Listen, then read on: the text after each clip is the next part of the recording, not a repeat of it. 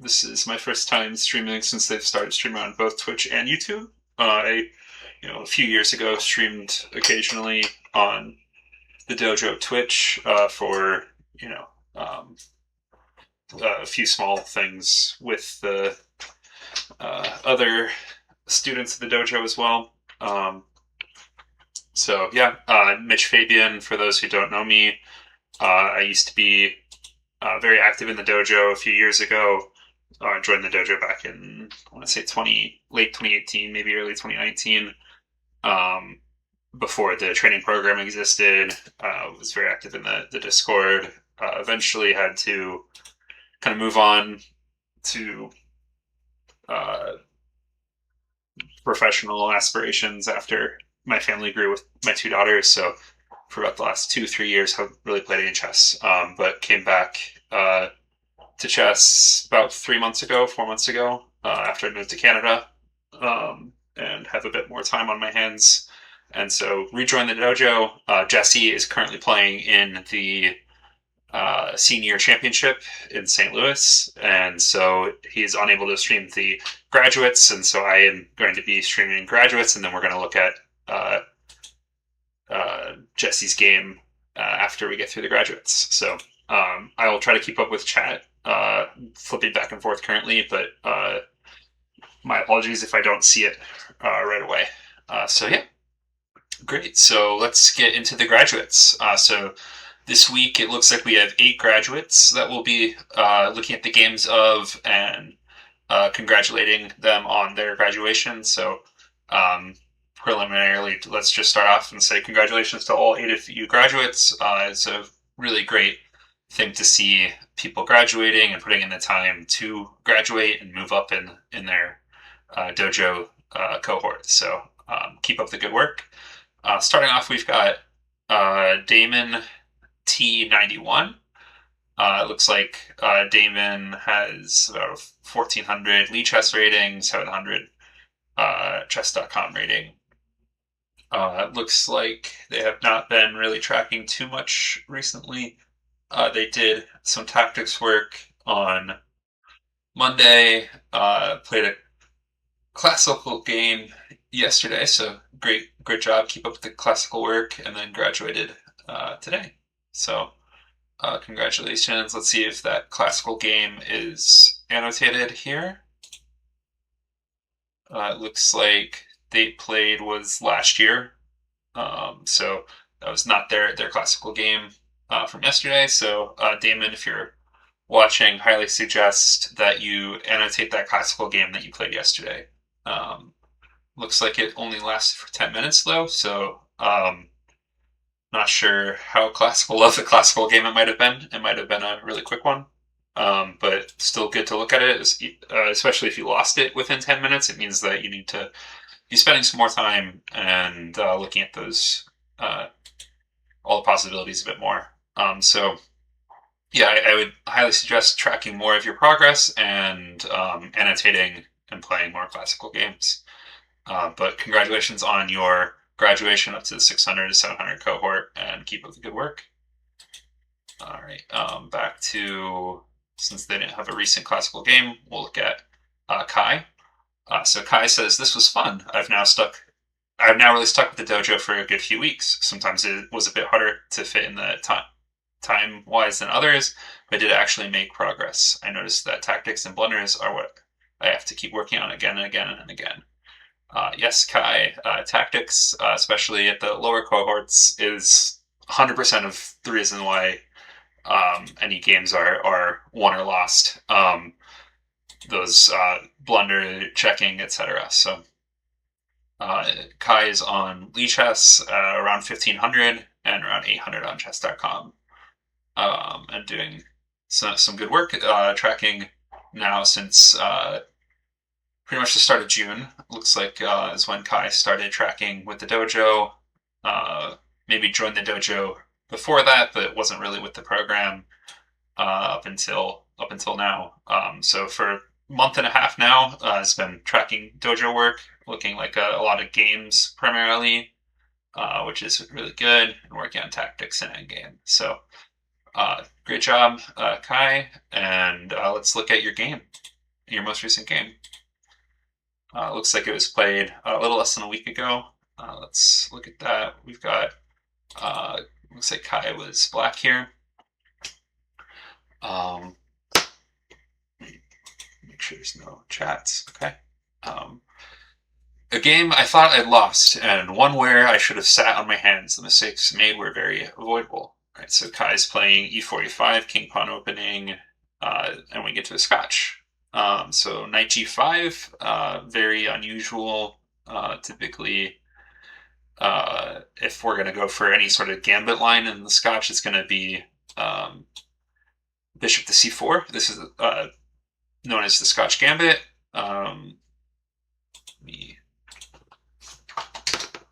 The usual Scotch gambit. And so knight g5 is not the usual way that this pawn is gambited. It's either bishop c4 or taking back the pawn is the other prevalent line. So let's see how Kai approached this and see what happened here. So we do get now to somewhat of a transposition where they're attacking the weak f6 pawn or f7 pawn. So we have to do something to stop this. It looks like the most relevant idea would be d5.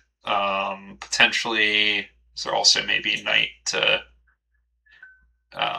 e5, where we're forking the bishop and the protection. Like, it's not really a fork, but let's see.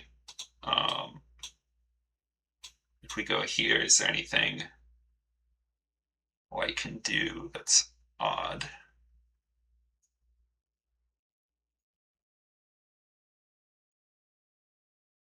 Yeah, I mean, I guess if you take with the queen, if we take the bishop, then the queen and the knight are targeting down on the f7 square. So we kind of lose a pawn that way. So yeah, so I think that's why we can't go with here because of this. So okay, but that's an important thing, Kai, to note is kind of why you moved the thing you did and why you didn't look at other things is always important to think of. But as we saw, d5 was the main move. It looks like it's the correct one. E takes d5, b5, bishop takes. Now we're protecting and attacking the bishop. c4. Okay.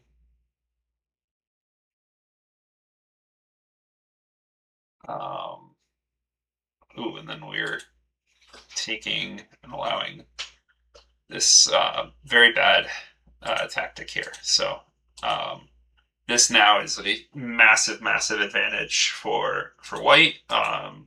We are down 2 pieces, right? Yeah, a rook and a knight. So d takes c3, correctly identified as a blunder, reflexively took en passant. Yeah, and this is why you don't have to take everything that we see. So d takes c3, big, massive blunder. Game should be completely lost, but you know, at lower rating levels, games aren't always over. And as we see, black wins at the end. So it's a good thing that you didn't resign. But yeah, definitely. You know, you've got 30 minutes and you spent 10 seconds on a massive, massive blunder. So definitely something to think about. Always spend the time that you have and at least calculate before making anything, especially like a queen trade when the queen's protecting a piece. Looks like we have a chat. We've got Elio Yellow. My apologies if I've mispronounced that. I've always disliked this opening line as black. Objectively, I believe it's quite bad for white after knight e5. Without proper prep, black can easily get into trouble. Yeah, a lot of the e4, e5 lines can be really hard without prep. Scotch and Scotch Gambit can be very difficult to play. You know, at the 700, 800 band, it's not very common to study openings, but it is good to know, at least as you've played your games, think of the mistakes you've made and white has made, and reflect on that. So now we know, some ideas here. But yeah, as you go up in the ranks, you need to know at least a little bit of opening theory, maybe, uh, 6 to 10 moves, where you at least know the basic ideas. But yeah, it can be pretty dangerous. I used to play the Scotch Gambit as white when I was young. So yeah, so we're dropping the rook and the knight. So definitely blunder checking is really important, as you stated in your graduation message, Kai. Make sure to think before you instinctively take. Now let's go through and see. I mean, white just kind of left this open. They could have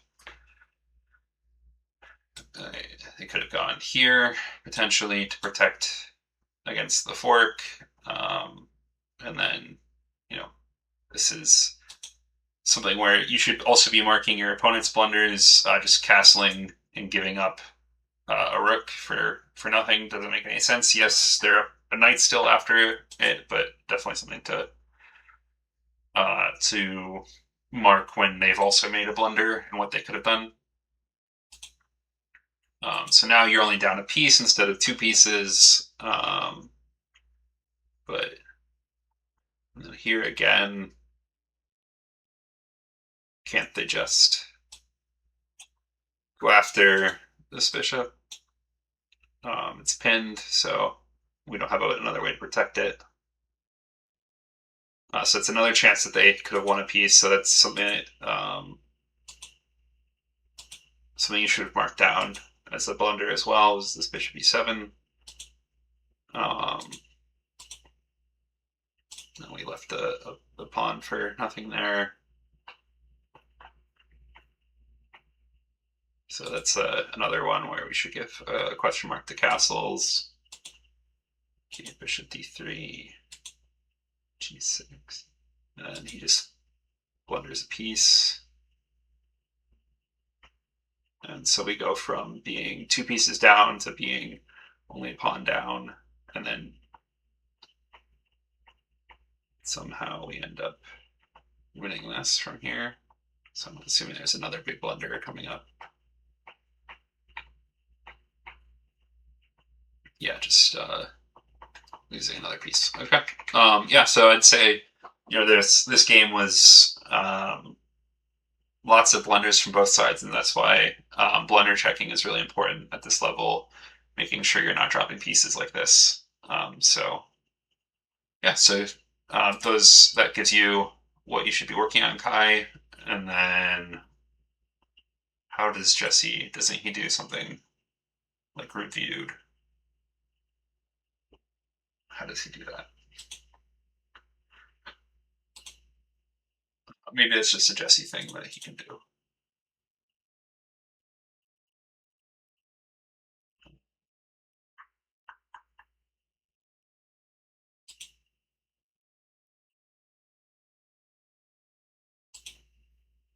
It might just be because he's an admin. Let me see. I'm not seeing it. So sorry if I'm supposed to mark it as reviewed and don't know how to. Yeah, so Kai, I'd say just continue to, maybe it's here. No. I'd say continue to look for these piece blunders. Make sure that you are looking out for when you're dropping a piece, when your opponent's dropping a piece. And also, while reviewing, just make sure that you're marking down your opponent's mistakes as well as your own, and kind of adding more of your thoughts. So this wasn't very heavily annotated. So the more you can list out your thoughts, the more you can understand why you're going wrong when you are going wrong. So great. Thank you for the game, Kai, and congratulations on your graduation. Let's see. Yellow says this line is a good example where the intuitive knight f6 is a blunder for black. e45, knight f3, knight c6, bishop c4, knight f6, d4, he takes knight g5. Okay, the knight g5 at, like, in that game, knight e5, bishop b3, h6 f4.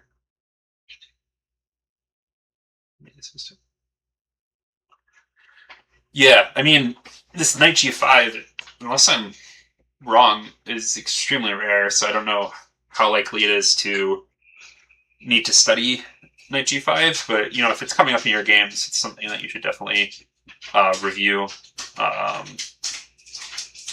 and kind of know some of the ideas. But yeah, e4, e5, there's so many gambits that white can do, that black can do. It's an extremely sharp line. So.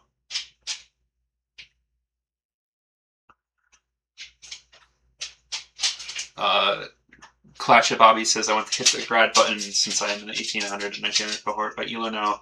But had any new classical games in the database to review some point off. It also looks really bad on me because I don't have any dojo points. The biggest issue I'm having with the dojo is it feels like I'm an octopus. I'm supposed to be reading 3 books at once because I entered the dojo at 1700, 1800, meaning I haven't read anything. It feels too uncoordinated for me to follow strictly. Yeah, I would say it's not about reading 3 books at once. It's about choosing which of those books to prioritize. I would not suggest going. So, like, if I go to my training plan, so I'm in the 1800 1900 cohort, just like you are, or you're close to. It's about choosing where you are weakest from your game reviews and selecting the book that is relevant to that, that's within here. So I think there's like 6 or 7 books I'm supposed to be reading, right? We've got tactics.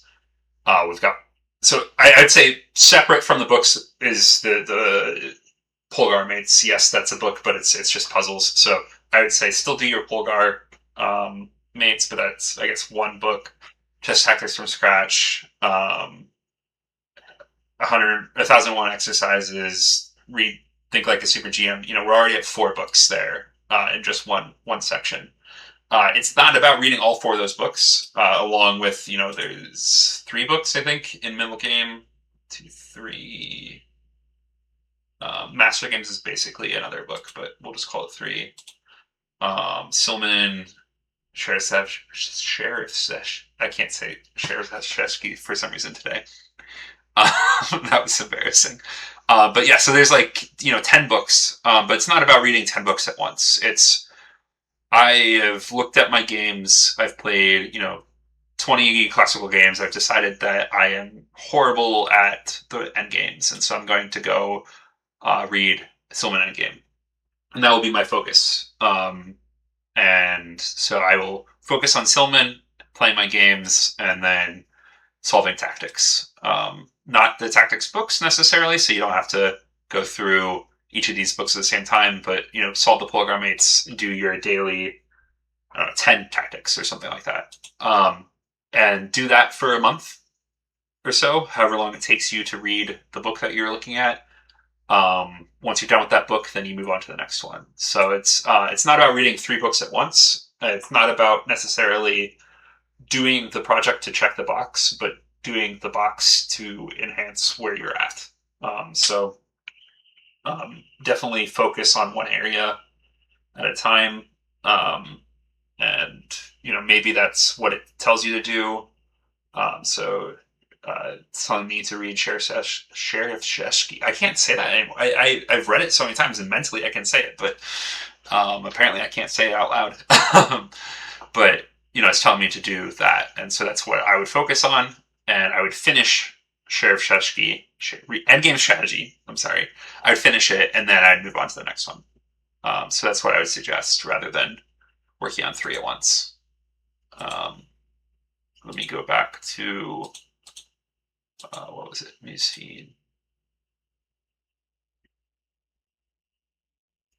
Graduations. I keep making poor choices because my intuition and taking a backseat is taking a backseat. Classical. Because my intuition is taking a backseat. So you're saying, like, you're not able to use your intuition, you're thinking too much, or what do you mean by your intuition is taking a back seat.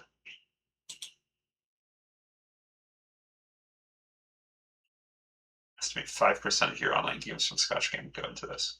That is interesting. What cohort are you in? Elio Yellow? I don't think I've ever seen Knight G5.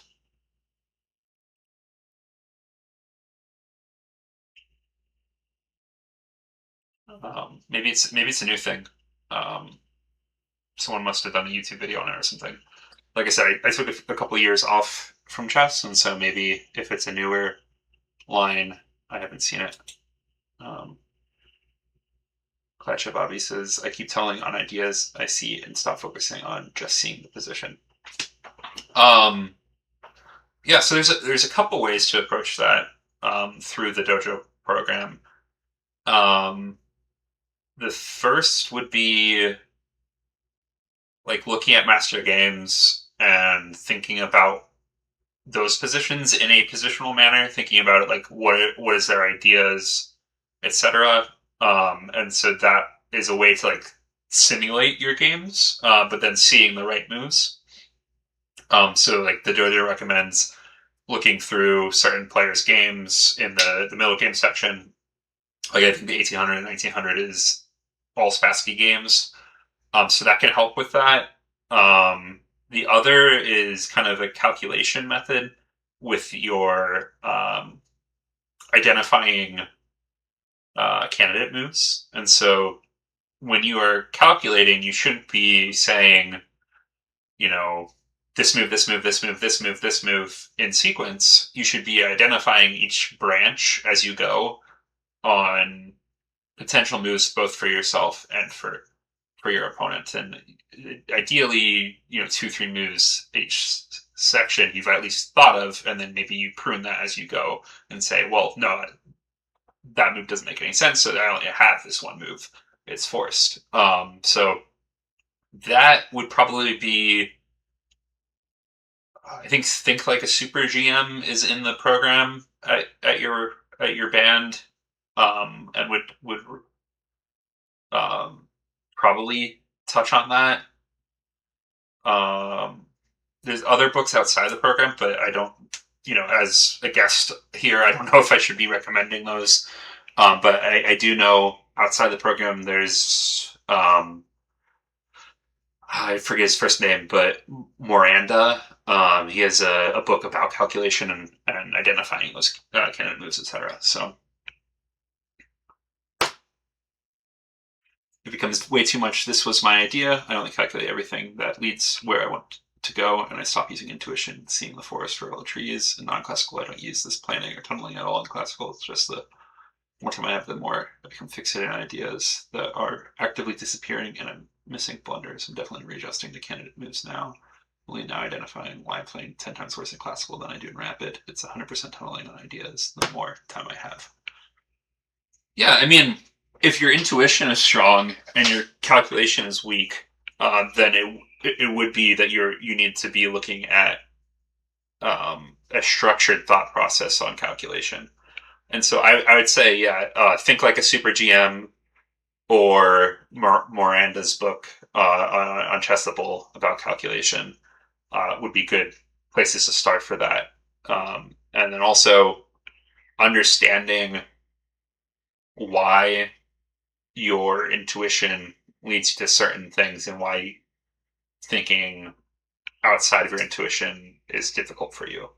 And so that would be more of the looking at master games to see more positions and where your intuition might not be as tuned to those positions. Like if you're very fixated on your current openings and you've only played those openings and you haven't been exposed to other ideas, seeing those through master games is helpful to understand where to come up with certain ideas for your calculation and your candidate moves.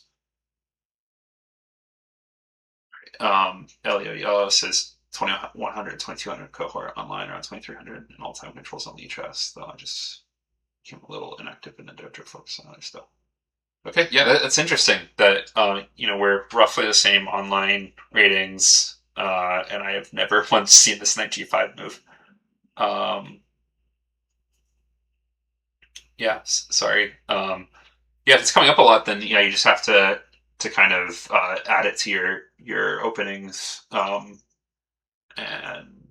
look through, see if there's any master games. Although, like I said, okay, sorry, you have knight g5 after bishop c4.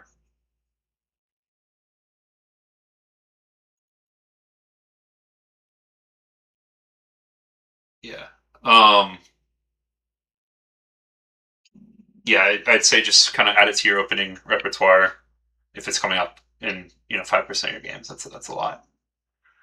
Uh, hey Skibix, I'm Mitch Fabian. Sorry, I can't get the overlay to work properly to show my name, etc. We've actually played before, 3 years ago or so. I used to be part of the dojo quite often, but I took a break for family life and work. But I'm back, and Jesse asked me to stream the graduates while he's playing, and we'll also look at his game once we're done with the graduates. I'm also just kind of answering some or talking about some stuff with some people in chat right now. So back to the calculation kind of discussion with the YouTube chat with Klacha Bobby. He says I think it's also that I get so into the idea of attacking despite my strengths being positional play, like my desire is so off from my strengths. Yeah, I mean, if you really like attacking chess and are looking for that in your games, I would go back to what I said about the master games. Looking at master games, I think your cohort looks at Spassky games. He's a good attacker. I've been looking at his games recently as well, and it's very interesting because I feel like Spassky games aren't shown very often. Like I think he's pretty much dismissed as a player because he's best known for losing to Fischer, instead of best known for his games. So I'd say look at the games that your cohort suggests and kind of jot down what your intuition is, jot down what your candidate moves are as you're looking at various positions in those games. Very focused study of those games rather than just kind of click, click, click. But just look at them, play as Spassky in those games. Like say if I am white and Spassky is white, what am I looking to do here? And then kind of write down your candidate moves. I always try to come up with multiple candidate moves before going deeper, and then um, you know see where Spassky went, where you went, and kind of get that idea. Maybe that will help you with your attacks. And then as you maybe identify themes where you're looking way too often at, bad pawn moves, you can try to address that and see what was the correct way to play in those, and maybe add that to your kind of idea repertoire. Okay, great. We're on to GGK90, who graduated up to the 900 to 1,000 cohort. Around 1,100 on chess.com and around 1,700 on Lichess, 1,300 on USCF. That's a very broad range. Interesting. Um, I guess question mark. What does that mean? Ratings are updated every 24 hours. Okay, cool. 1,300 USCF would be above here, so I'm assuming, yeah, chess.com is the preferred method. Okay, I first learned chess as a kid, but now I came back to the game seriously as an adult. Now at 35, I'm an adult improver working to build a stronger, calmer, and more disciplined chess game. In the Philadelphia area, playing USCF tournaments. Great. Well, welcome back to the game. It's always great to come back to something that you loved when you were young. Let's go over some of your games. Let's see, we've got this one here. Was played in June. This was a friendly game on Lichess. Looks like 30-30. It's still provisional rating for me. I am finding it overall difficult to play against the London consistently, but I understand the middle game ideas. All right, so we've got London here. All right, so we're playing this kind of setup here. This is a good setup against London.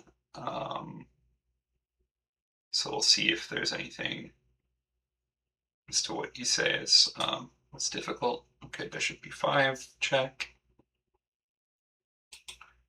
Playing knight c6. So we're self-pinning the knight.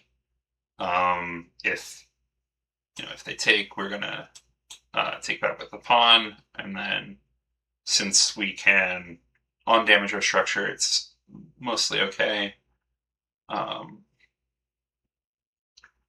The only concern I would have with this kind of knight c6 move would be maybe there's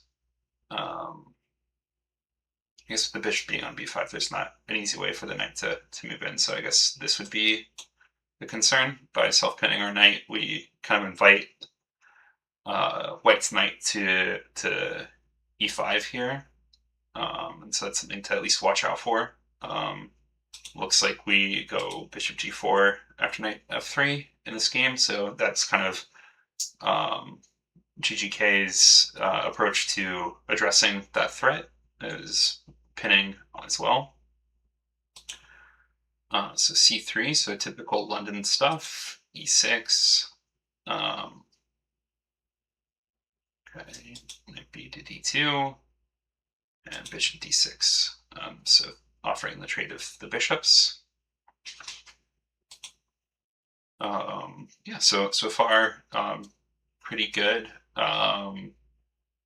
Bishop g3 with the idea, as the arrows are pointing out, that White wants to take back with the pawn to open up the rook on the file. So even though there's not really any words, at least GGK is providing some arrows, which is good to see his or her thought process. Castle. So we unpin the knight. I would also suggest putting some note of that. We unpin the knight, which is helpful from preventing this knight from hopping into e5. And so, yeah, I'd say so far so good. Everything seems logical. White unpinned, we grab the better diagonal. Bishop d3. Yeah, and so now we've somewhat transposed into a very typical London setup. So I'm not very used to this bishop coming out to b5. I haven't really seen that very often. Although I don't play this exact setup. I normally keep the pawn back on d7 myself until later. So that's why I haven't seen the bishop b5. But I think this all became a very logical London. So in the London, once White gets the bishop out of the chain, it often gets traded on d3. The other idea is if you play the e6 move order, you often will trade it off on a6. And so very common for the bishops to trade, the queen to come to d3. So this is your very typical pawn structure. We've got the London structure here. Black has this kind of structure. Black likes to either trade the knight for the bishop, or in this case, it looks like we wanted to trade the bishop for the bishop. So, yeah, so I'd say out of the opening, I don't have the engine on to confirm, but I'd say Black is, equalized. I don't think there's anything wrong with how you've played. You said you find it difficult to play against London. I think you've gotten to a very decent position. And so, yeah, I'd say no concerns with how you've played against London so far. So maybe I would ask that you expound a bit more on what about the London you find difficult? Are you saying you find it difficult to play for a win? Are you finding it difficult to play? You say you understand the middle game ideas, so maybe it's move orders. I don't know. I think you've played this game well. So I would say no concerns so far about how you play the London. C4 might be a bit early to play c4. I do like keeping this tension, although c4 does usually come. Ideally, the way I've seen it is we're waiting for white to commit the king to the queen side. Once the king goes to the queen side, then we're breaking c4 b5. And so because of that, I've typically, at least I've personally, when I'm playing, typically reserve c4 until later. Although maybe white is threatening to kind of waste your time a bit. So yeah, I don't think it's wrong. I'm just suggesting. Typically, I play the bishop to e7 instead, so we're a bit different. So I think c4 is fine. Queen c2 and rook e8. So I think the arrows are trying to point out that the king is currently uncastled. It'd be helpful to add some of your actual thoughts. GGK. I know Jesse really likes text itself. I'm not seeing like any text at all. Just moves, and so yeah, I would suggest adding some actual thoughts here. I can kind of get what you're saying with the arrows, but yeah, white's main idea is going to be coming into e5, which you obviously cannot take with the knight because then you're forking your pieces. So knight e5, queen c7,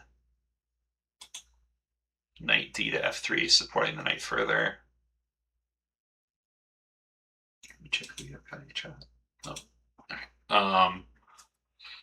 Yeah, so I think we might have allowed this a bit too much, allowing this knight to come in here, and but I think we were probably okay as long as we can either play the knight into e4 or maybe back in f6, kicking the knight.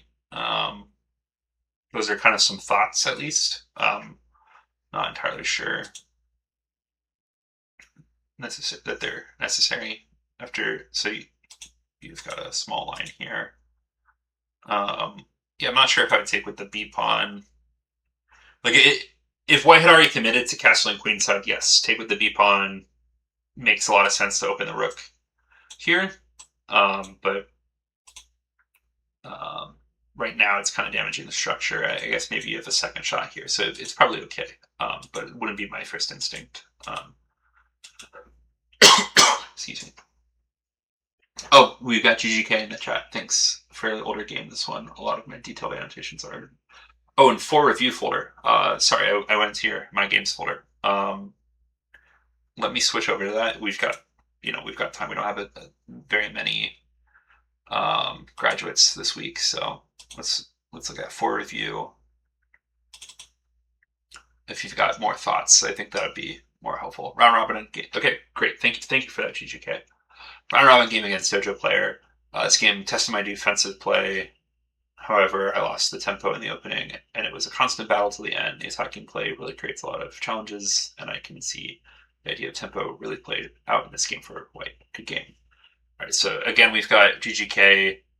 Oh, great. It's another London-esque position, so it kind of goes more with what GGK said at the start of the last game, that they're working on playing against the London a bit more.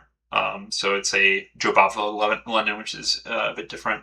One of the main ideas of, one of the main threats of the Jobava London is going to be against the c7 pawn. If white is able to attack that a bit more. Maybe not immediately, but that's at least something to know when you're playing this c5 move, is that white can try to go after this c7 square a bit more. I personally play a6 against it just to never worry about that, but it's not necessary.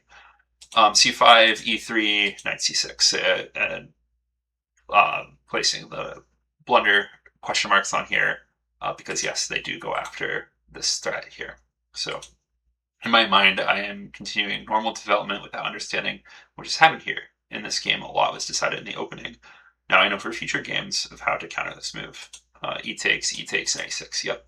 So you can either, c takes, e takes, a6. You can either play this c5 method and a6 later, like you say here, which it's good that you've pointed out that you know how to do this now. Or like I said, you can also just start with a6 here. Is another way to do it.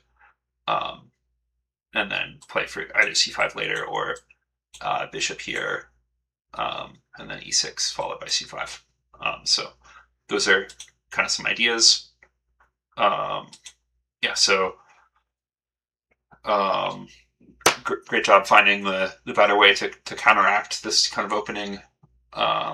It is a bit shocking the first time that you fall into this. So queen a5 check to gain some time. So I now consider other possibilities. Also now if I am able to block the light square bishop's diagonal, I can win a knight.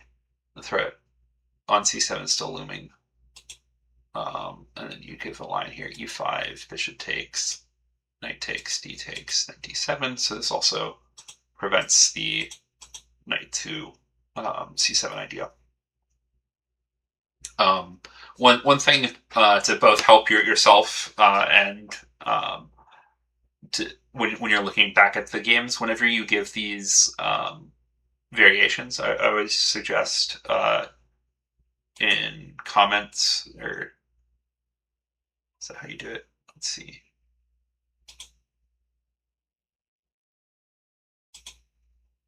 Maybe I can't do it because it's not mine. But you should be able to mark the evaluation. And so I always try to end my variations with an evaluation.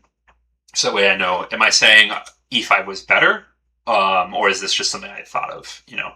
And then in this position, do I think it's equal? Do I think maybe in the game we're worse off, but this is better, but not quite equal, something like that? It's always helpful. c3, so kind of getting this typical London pawn structure.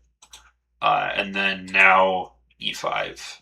So similar to what GGK was thinking of with an earlier e5.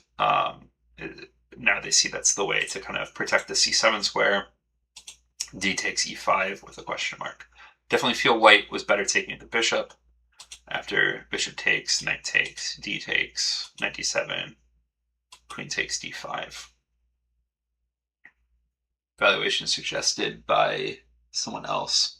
I can't actually see what the valuation is because it's blocked by that. But yeah, if you put an evaluation there, it's helpful. So now we go c4. Okay. So that was a bit surprising, especially we've got an arrow here. So let's see, c4. The idea is to stop the bishop's protection of the knight. One thing, c4, let me just see what you say. With c4, once white takes my knight on f3, f6, I can get back white's knight on b5, which has been sort of a pain to deal with. I consider this idea, but the threat on c7 is still a problem. To e6, f takes, yeah, okay, that makes sense.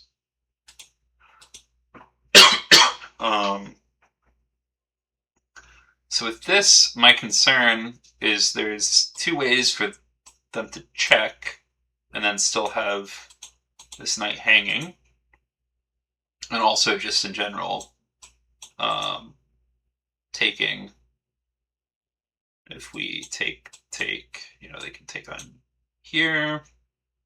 If we take, you know, it's probably okay. Getting our bishop to g7's fine. We just might not have very much king safety later. But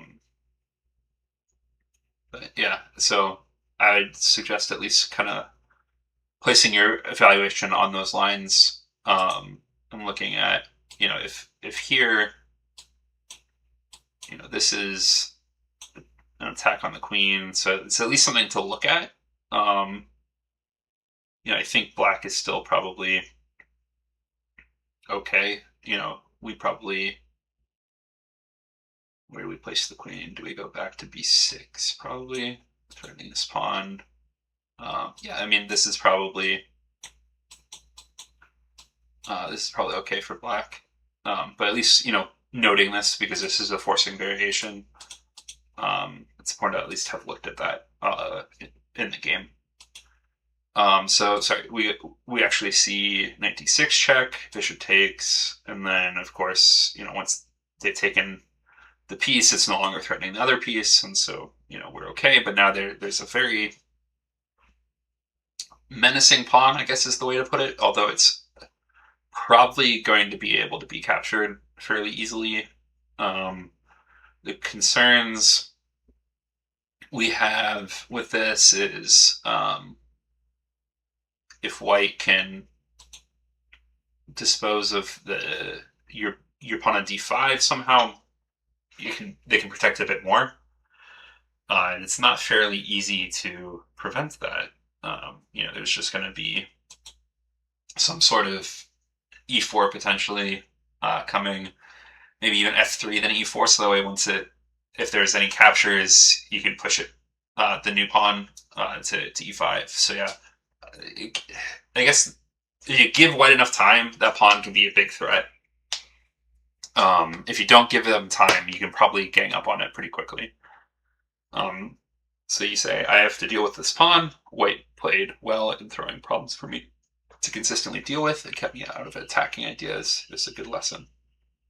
Castles, makes sense. We're going to get the king to safety as well as have ideas of getting the rook onto d8, and then potentially, something like knight to e8 to attack the pawn, or probably better is to e4, as long as you're not inviting too much of a f3 e5 f3 e4 combination. Yeah, so castling makes sense. a3. With a3, I am always scared. It feels like a queen trap is in progress, especially since the queen is vulnerable on that side of the board. a3 was not a good move on my part. Oh, see, Esteveras is your opponent, Massin Majsnak. However you pronounce that. My apologies. So it's great that you're commenting back and forth. I didn't have a queen trap in mind to worry about the consequences of the knight b4. C takes and queen takes. I wanted to have the option of castling queenside, but I having to worry about queen takes a2. The king side was totally undeveloped, and though I'm still playing a castle king side, I wanted to have the option of doing otherwise. It feels, if things get heated, admittedly none of these plans hold up looking at them now. Yeah, I would say definitely you're not wanting to castle queenside at this point. Typically, queenside, once you move the c pawn, is a little precarious. So now that you've moved c3, and I'm referring to your opponent here now, Esteveras. Yeah, once you move c3, you're kind of not really shouldn't be thinking too much about queenside castling. So I think a3 doesn't really, if that was part of the reasoning, doesn't make a ton of sense. Now you've also kind of made a hole now on b3, potentially for once the queen moves, the knight coming in like that. So let me take away my arrows so that I'm not messing up what was already there. Yeah, so a3. I mean, it's not a horrible move, but I don't think it's necessary based off at least what you've said. I think instead, white should really be thinking about how do we get the king side developed to castle, but also how do I potentially protect this pawn? And so those are my two thoughts here. So either how do I get these two pieces out, or how do I play like f3, e4? Maybe it's too early to do that. Maybe we do need to castle first, but at least like those are the thoughts running through my head from this position that you should be considering, that both sides should be considering. I don't think there's really any queen trap coming because the queen always has d8. We played queen d8 right away, which is, Jesse would say controversial, is how he comments on a lot of moves. Yeah, it's a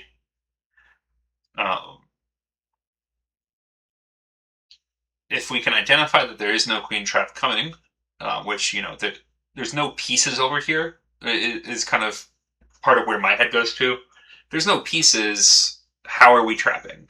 You know, yes, maybe rook d8 takes away that square, which it can be a bit scary. But I mean, if we go rook d8, let me see. If we go rook d8, they come here.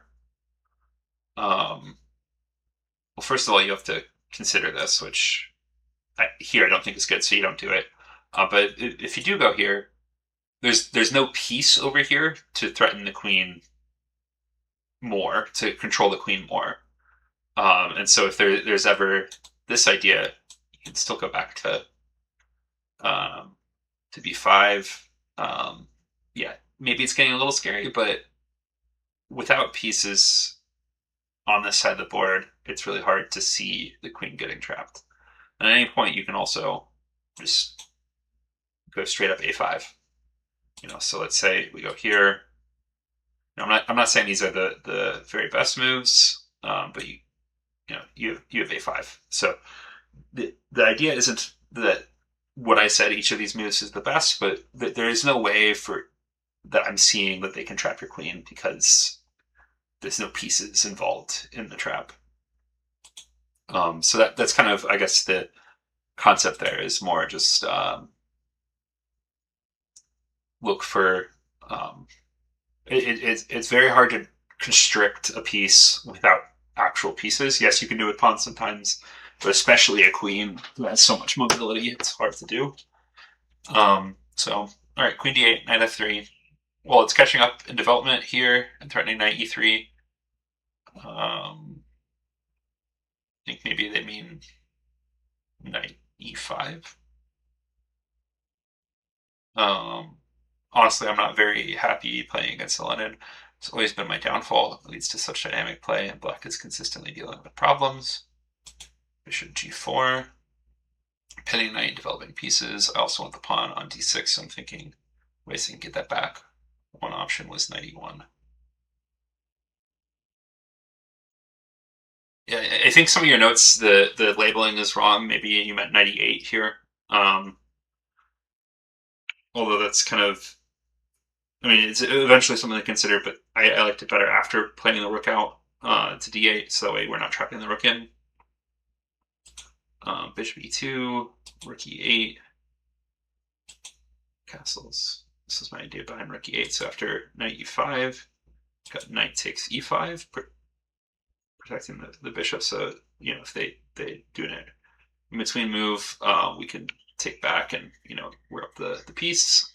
Bishop takes e5, rook takes e5, bishop takes g4, knight takes, queen takes, and queen takes d6. Okay, so this was why they planned on rook e8.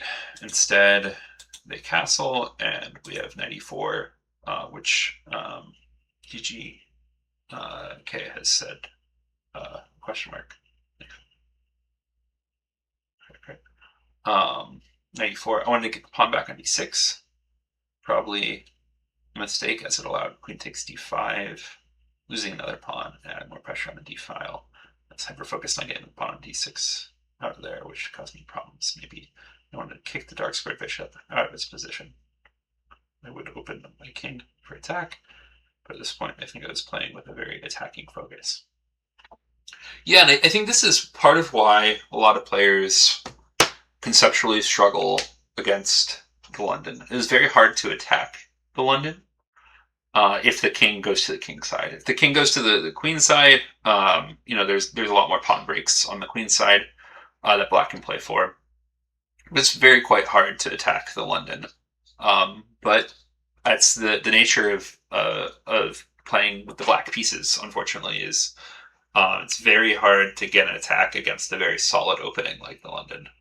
Other things like the four knights, e4, e5, knight f3, knight c6, knight c3, knight f6. It's very hard to attack against that. If white chooses to play solidly instead of for an attack themselves, it's quite hard to play against it for an attack. So I'd say really focus on being solid instead of always wanting an attack. So you're trying to go for f5 in a position where it's not really what the position calls for.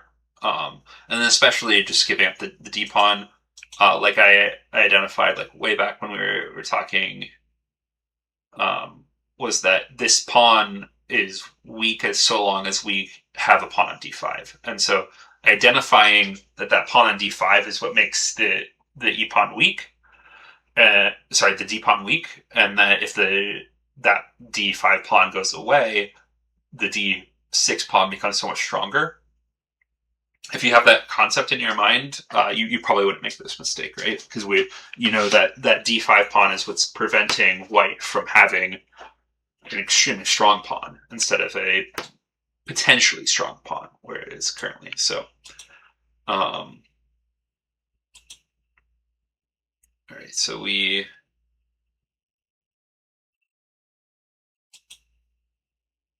gave up a piece for the pawn. And what are the tactics? Rook e6. So it's a pinned bishop, so we're getting it back is the idea. So we didn't actually give up a piece.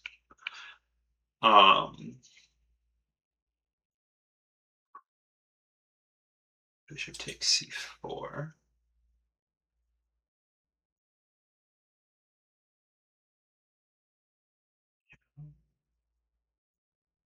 So we've lost a pawn, or are we down 2 pawns? Let's see. We're down 2 pawns, right? And we're getting the piece back, but we're down 2 pawns, so that's really did not turn out well.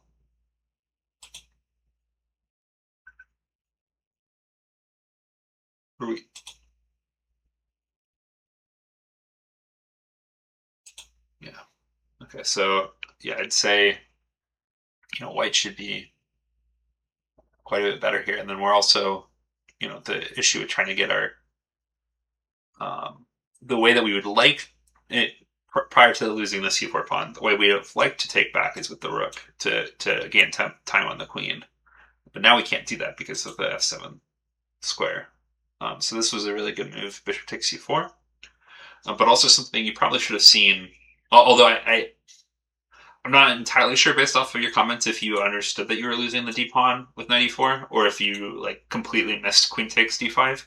If you completely missed queen takes d5, of course, you couldn't have calculated up to this point. So, but if this was something that you intended to trade the d pawn for the d pawn, this is something you should have at least identified at that point. Your opponent says I was seriously considering knight g5, but didn't dare because I thought it was losing after bishop takes e2, knight takes e6, bishop takes f1. So let's just put on the board. They're considering this, and after bishop takes f1,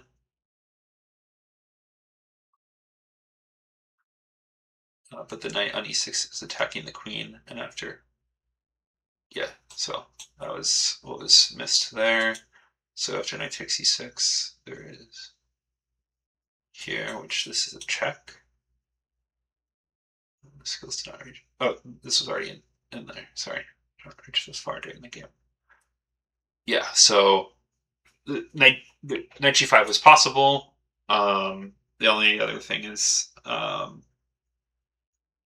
you didn't look at queen takes. So what would have I know that your opponent's probably not in the chat, but just something to think of is what would have white's plan been here? I guess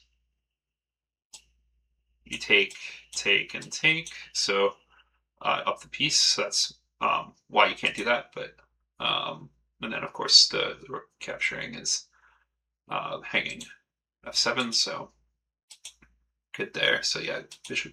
Yeah. So knight g5 looks like it would have been a really good move potentially. But also bishop takes c4 is already clear advantage for white. So shouldn't be too hard from here. So they decide to trade queens. And then we're also giving up the f7 pawn, so now we're down 3 pawns. Yeah, and from here it's I don't know if f4 is necessary. Giving up the e3 pawn. I know that yeah, I mean you've got the knight and the bishop hanging. Yeah, I guess f4 is necessary. But also, yeah, okay, bishop takes was necessary as well. Maybe here it's just better to not have all those complications. Something like this. So I think maybe it got a little bit overcomplicated because of that, but you know, white gets out of it, so it's only a 2-pawn advantage. Yeah, and then from here, this should just be winning for white. Is it? Yeah, white wins in the end. Okay. Yeah, from here, you know, you're down 2 pawns. We've kind of identified a few of the key areas for you to think a bit more on. I'd say one is knowing this idea a bit better against the Jabava London. That a6 is a very necessary move either here or a bit later. I think just for simplicity, so you never have to worry about the c pawn or the c7 squares, just play it here. Well, that's up to you on if you want to do c5 first and then a6, like in your notes. So I'd say that's the first thing to be aware of. And then the second thing to be aware of is just identifying at this point that the only way for this pawn to remain weak is for our pawn to remain on d5. Blocking off any other piece from protecting it or any other pawn from protecting it. And so understanding that our d5 pawn is key to keeping this pawn potentially weak. That way you never try to trade them for each other or anything like what happened in the game where you kind of then got on the back foot. So great. Good game, GGK. Thank you for pointing out where your game was saved, and my apologies for kind of wasting your time on the other one. But good game, and congratulations on the graduation.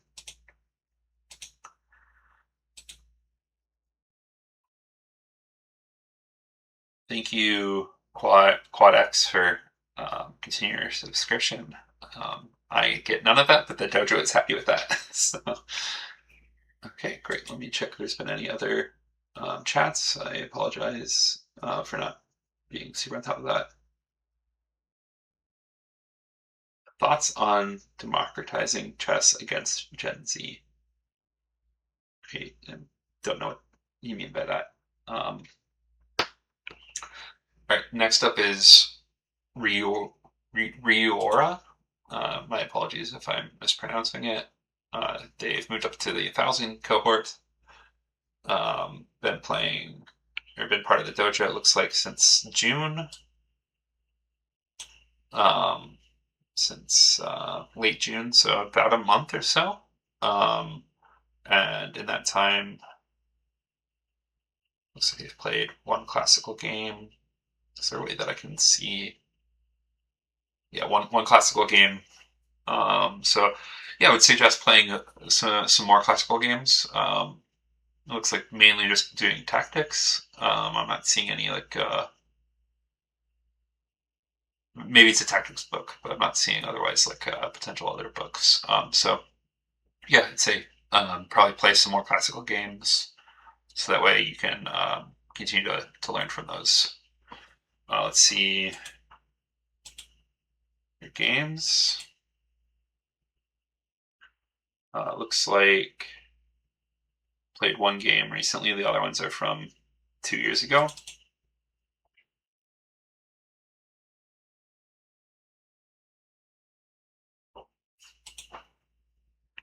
All right, so we've got Ryuora playing as white against d4, e6. We've transposed from a typical d4 opening into a French, although white or black maybe doesn't realize they're in the French. Plays knight c6. Yeah, this is really weird. I have no idea what this would even be called. Is there a way to... Does that happen here? Can you see? White's scoring massively in this. Um, it, I don't know if your opponent is listening at all, but yeah, the French you don't play knight c6. One of the main ideas of the French is that you're going to have the c5 break. And so yeah, this is very strange. I feel like they were trying to do Nimzo but avoid the trump, but then they don't actually play the French or something.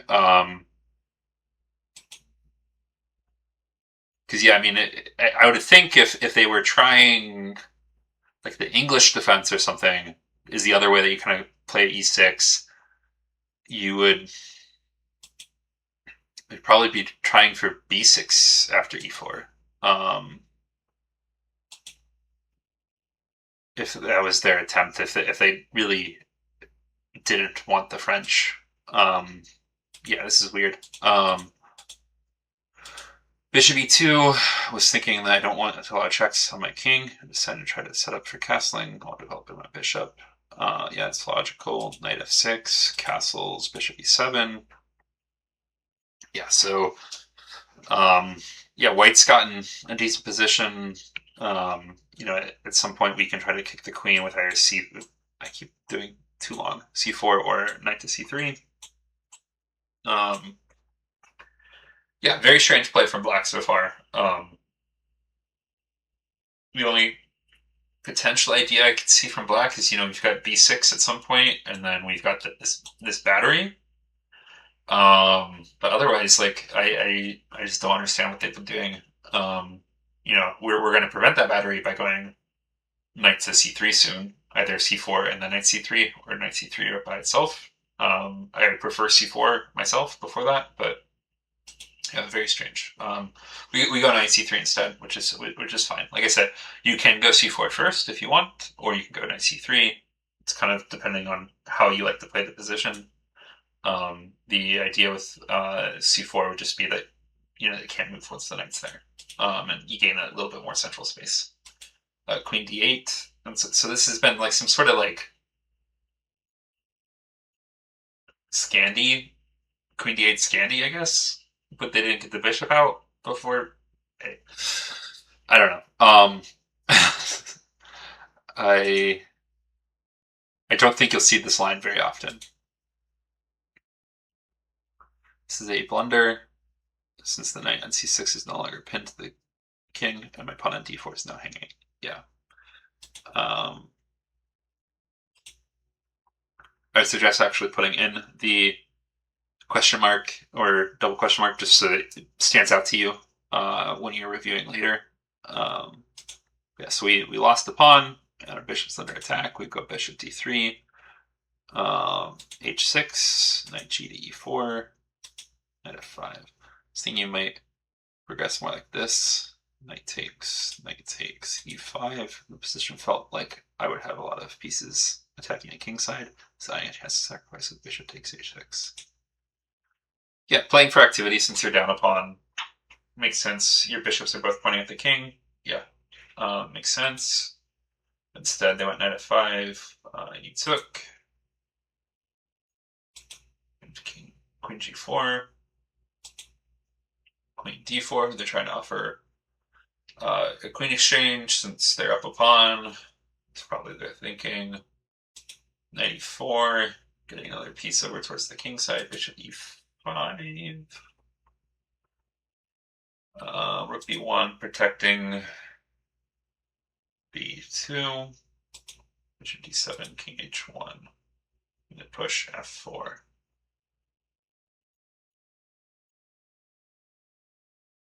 Yeah, I guess f4 can make sense. The downside of f4 is that you're going to block in this bishop on c1. The positive idea is that you can rook lift, so it makes sense. threatening the knight now. This line looks bad, so I didn't play f4. f4. Bishop takes.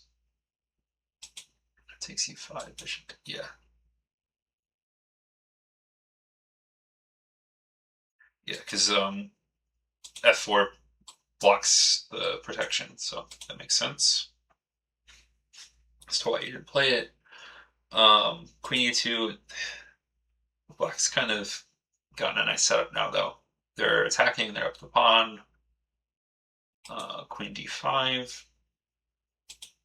f3, blunting that diagonal. That's a good idea. Knight to d4. I realize that is hanging another pawn. Yeah, queen takes. Yeah, so that would have been unfortunate. It's hard when you move the rook off of protection at a2. It can fall sometimes. Queen f2. Still leaving that pawn hanging. f5. Knight g3. At this point, things didn't feel too great, and I felt like I had lost control of the center, and my a2 pawn was still hanging. And he strangely plays bishop to e8. What's the idea here?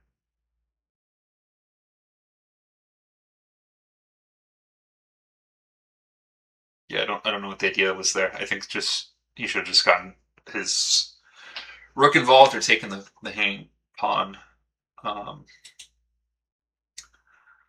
b3. It's kind of a sad concession. To stop that, I guess the one benefit is you could potentially move bishop b2 at some point, although that doesn't feel great to do either. f4. This pawn feels like it kind of helped with my defense because it blocked off the dark square bishop's line of sight. Yeah, it blocks the dark square bishop and opens up your light square bishop. So I'd say f4, and it gives you potentially back the e4 square. Yeah, I'd say f4 is a mistake. It doesn't quite make sense. You know, this diagonal is blocked, and so this diagonal is the important one.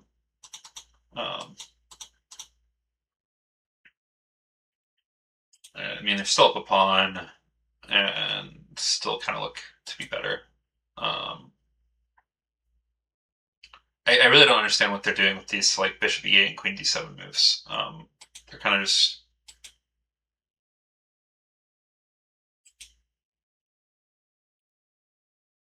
Why not just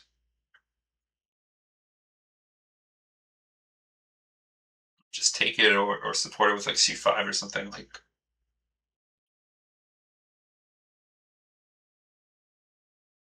I don't know. Strange. They've made a lot of really strange moves. I feel like this would have been more annoying to me because I don't want the queen trade with the pawn down. So queen takes, yeah. Queen h4, bishop e5,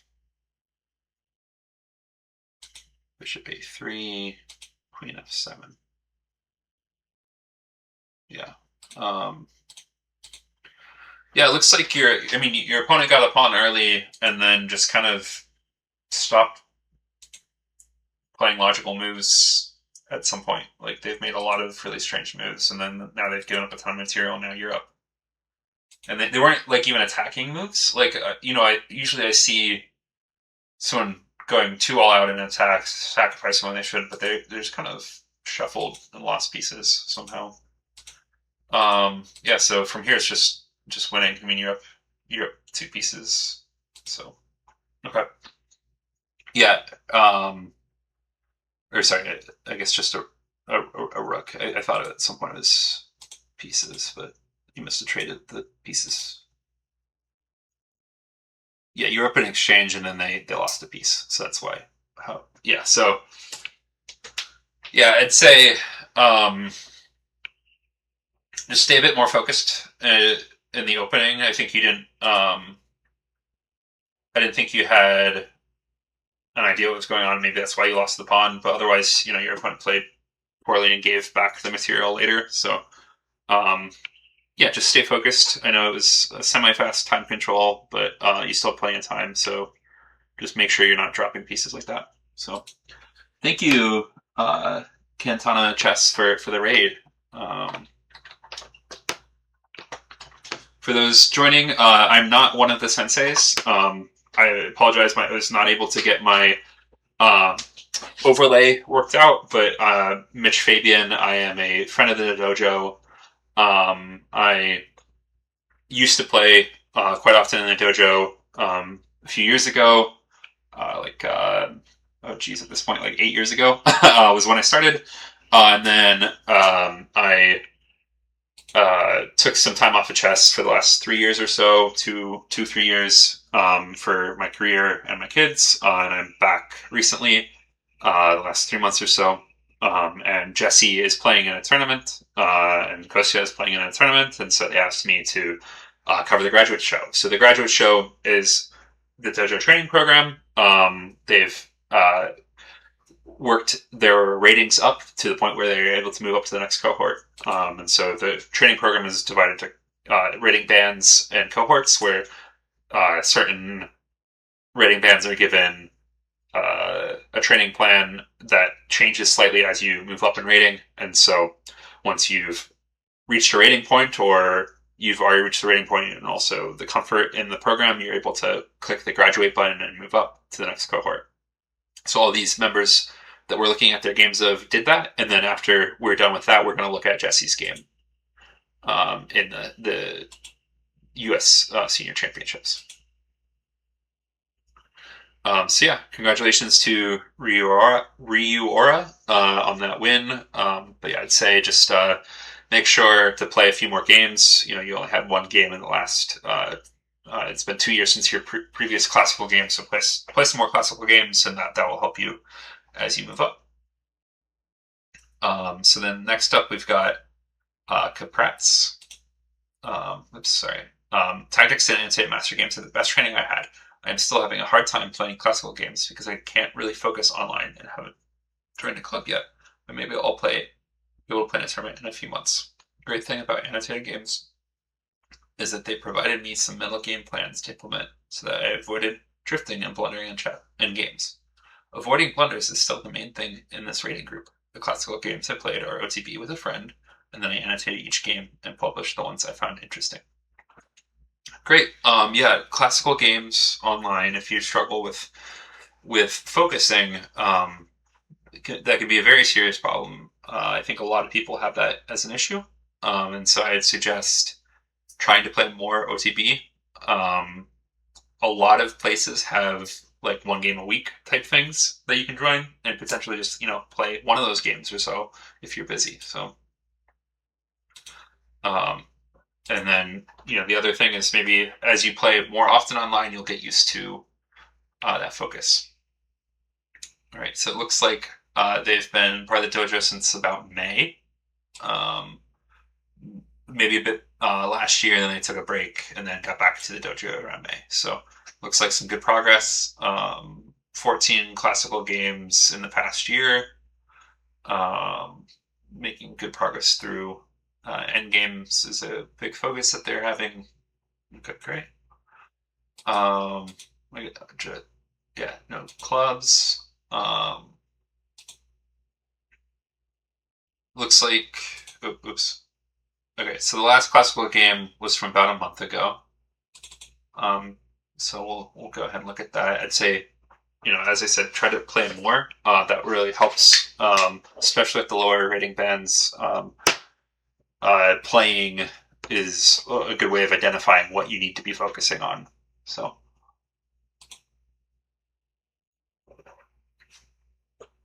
So Pruess is playing black. We've got a Queen's Gambit declined. And so Bishop G5. One quote-unquote problem with this move order is that the exchange variation works very nicely here for white. I mean, it's nothing like extremely serious, but if you look at the master, or this is the dojo, it's scoring over 50% in the dojo, and in masters, it's also scoring over 50% of wins, and then an additional 26% draws. So we're looking at 65% score for white here. So it's a very serious opening, and so I suggest if you're going to play Queen's Gambit Declined, there's a few like side steps to that. I think it's I think there's like an h6 move here, or an a6 move also comes to mind. But otherwise, this is the main reason that we see the Nimzo as an opening, right? We prevent that, and then if white instead goes here, now we have a much safer version of the Queen's Gambit Declined. Just something to think about. It doesn't matter a ton, but I'm just pointing that out as something to think on. Bishop e7 was played, breaking the pin, knight f3, castles, e3, h6, bishop takes f6. I don't face this move too often, and I'm not prepared for it. However, I gladly welcome it because I like the bishop pair. Yep, bishop pair is nice, and they say that they expected this line. E takes, yeah, not only do they give you the bishop pair, but they also will allow you your bishop on c8 has been quote unquote fixed. You can get out. So yeah, I'd say they've made some slight errors in how they've gotten to this position, but it's still playable.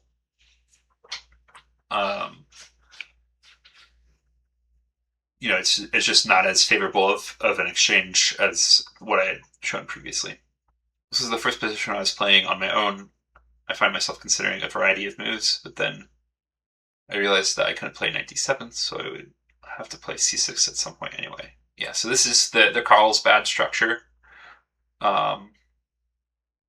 You've got white has let me just put that in the note. Carlsbad structure. White has this nice pawn chain. You can think of it kind of as 5 pawns on the king side and 2 on the queen side. Yeah, I mean the d4 pawns technically on the queen side, but the chain is connected there. Versus black has 4 on the queen side, 3 on the king side. So typically, black is going to try to play a bit on the queen side. White's going to try to break here on the king side using their majority. And depending on the starting position of the structure, white can have a really nice game, but it's definitely not bad for black.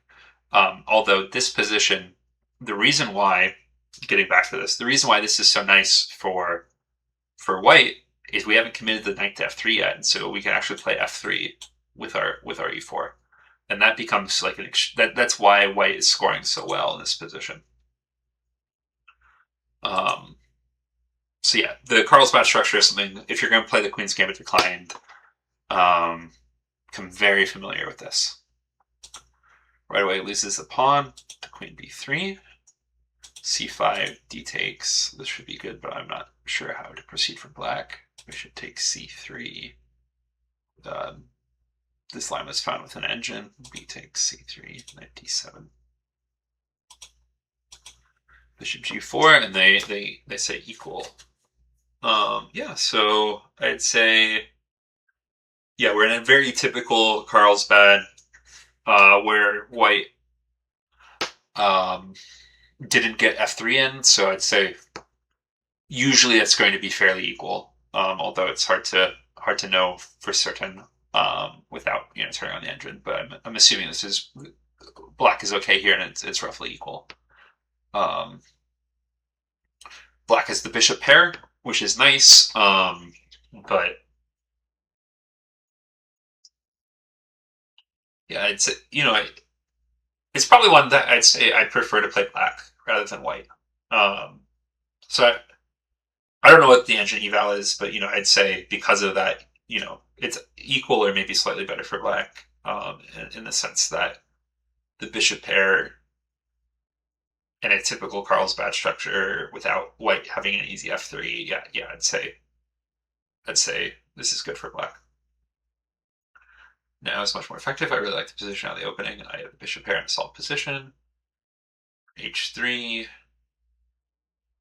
bishop h5, queen b6. Yeah, so it's a typical idea that you see in some openings.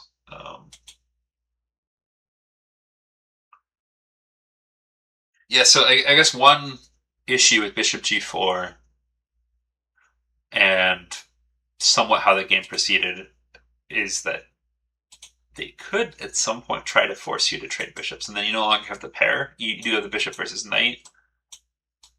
I don't know in this position exactly, but just something to keep an eye on.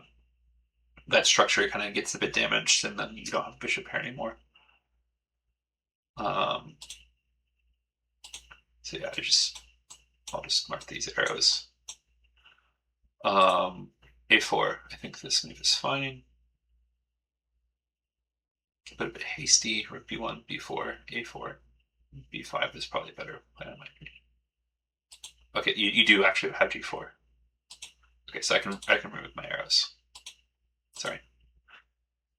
This shouldn't be an issue. Yeah, I mean,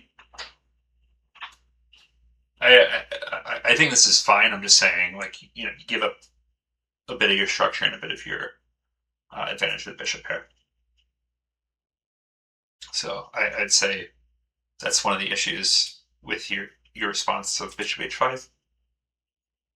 I don't know what the engine says, but I'd say this position much harder to play than say, I don't know, this position. So just something to think on. Although they didn't go for it, and it feels a little weird to go g5 anyway, or g4. So missing that my pawn was not defending anymore after knight d7. I guess I'm used to having a knight on f6. Yeah, that's unfortunate. So we lose a pawn there. But I guess we don't lose a pawn because this knight is pinned. They could.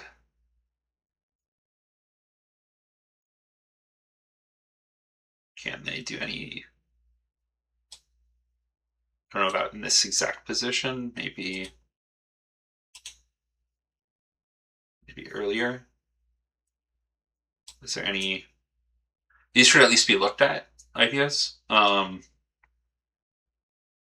don't necessarily know if they're working, but I would suggest that you look at these because it breaks the pin and allows for you to win a pawn rather than allows for white to win a pawn rather than just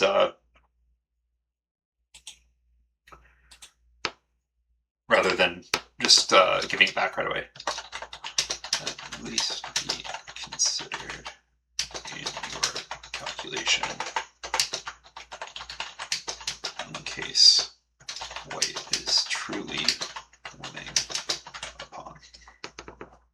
Yeah, so just something to at least look at.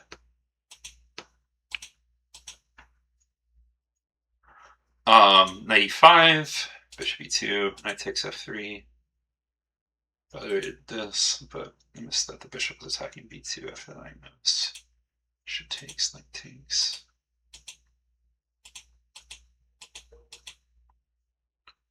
Yeah. So had an opportunity to win a pawn there.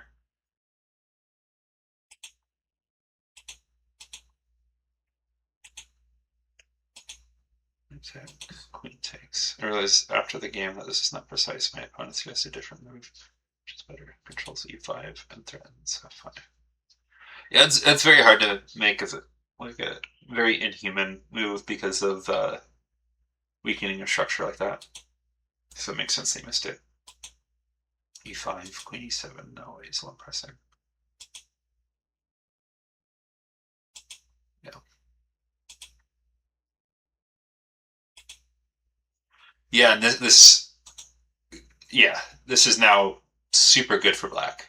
We went from a few areas where white potentially was starting to get better to quite a few conceptually wrong moves in a row, where black was like, white was like hell bent on trading queens for some reason.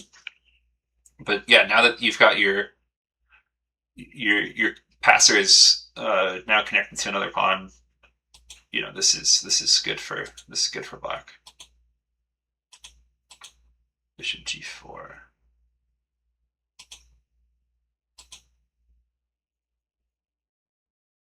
Yeah, this is quite a few mistakes from white.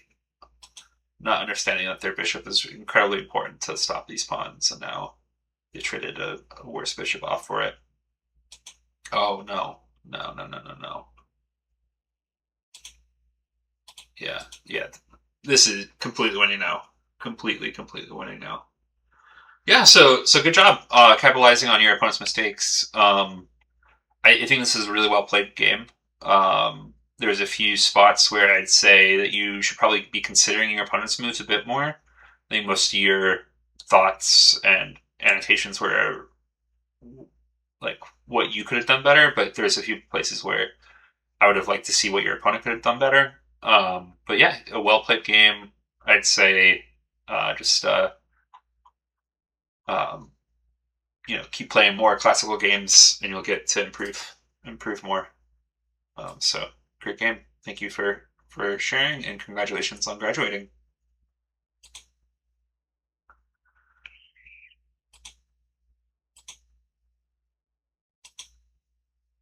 Okay.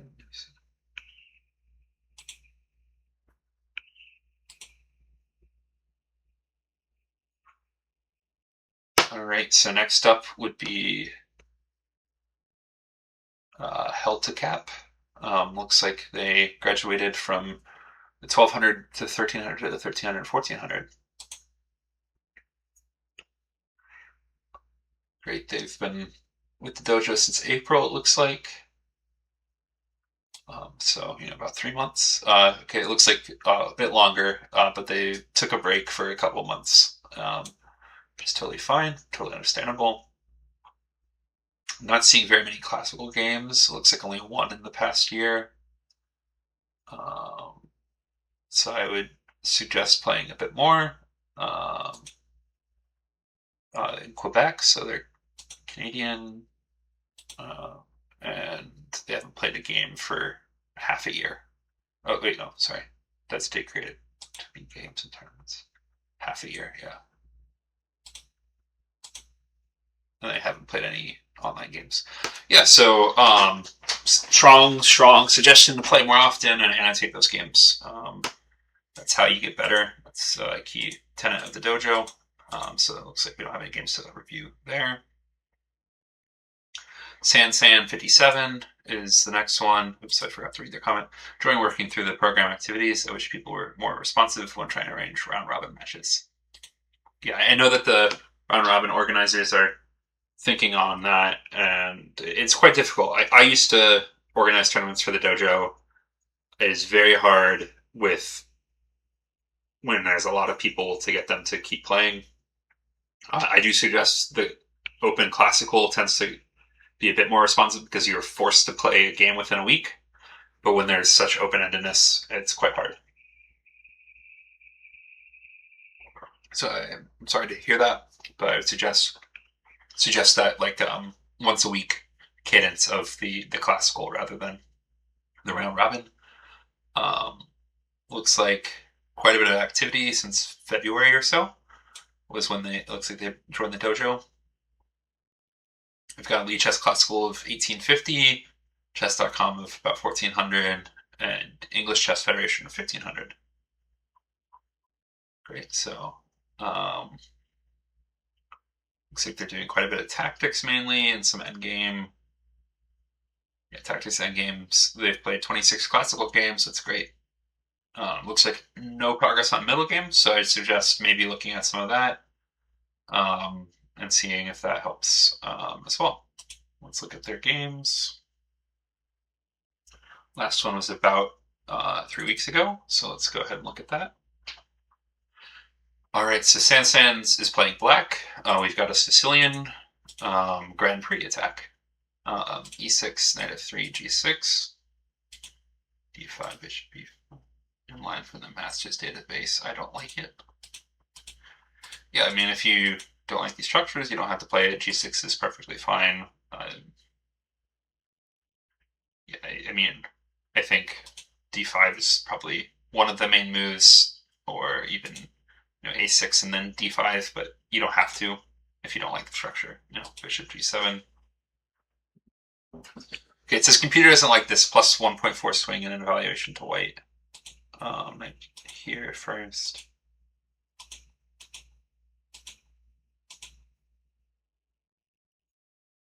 Yeah. So the reasoning behind is that white gets this nice structure against the bishop, right? So it's really hard for the bishop to break through here. And now that we've already played our d-pawn, we can't as easily break. And so that's why it's even gone back to f8, which I don't think any human would start bishop f8 with that, but yeah. So that's the issue. So I would just really make note in your repertoire. How do I want to address this? I would suggest, if you like the g6, I would suggest a6 here.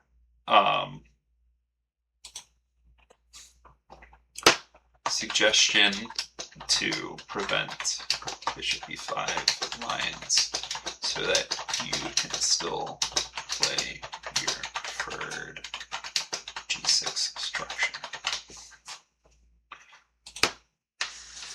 Yeah, so that's one idea that you could incorporate and have learned from this game.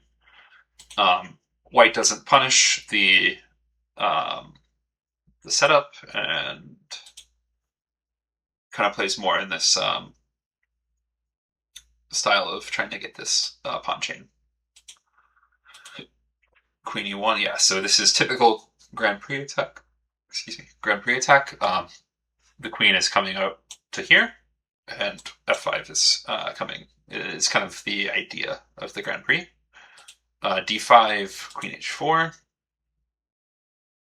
Computer doesn't like queen h4 and wants black to go into d4 with the knight. Yeah, a6 was another idea. Just trade off that bishop.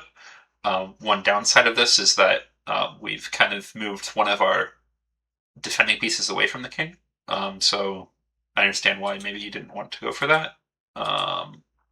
Or like here, you take with the pawn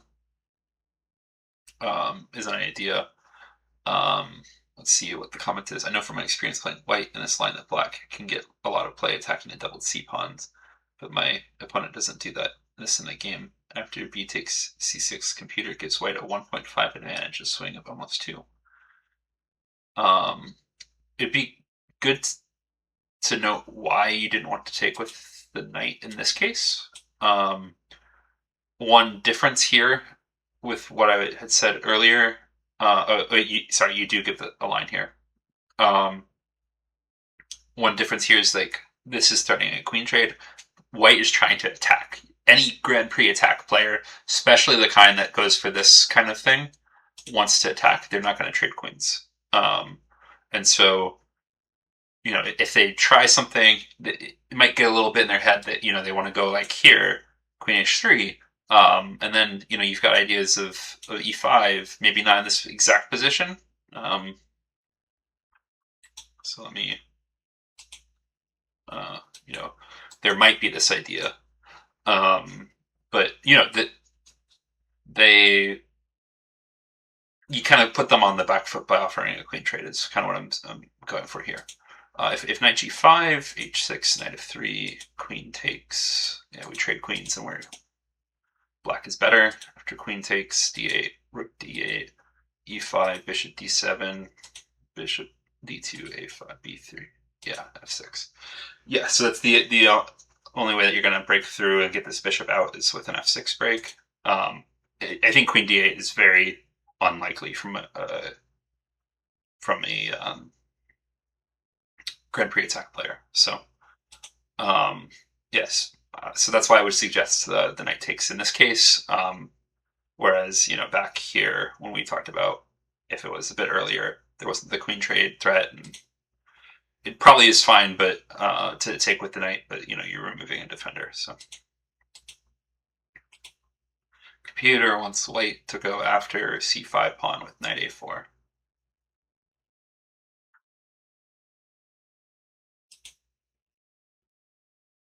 This loses most of white's advantage. Yeah, I mean, white's moving around a lot. And then knight e5.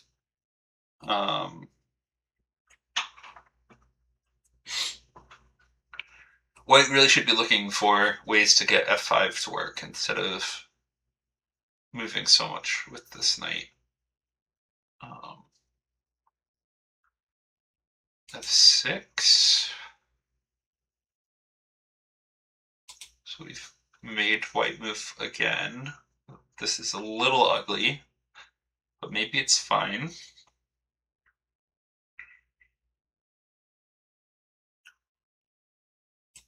Rook b4. Not sure where that rook's going.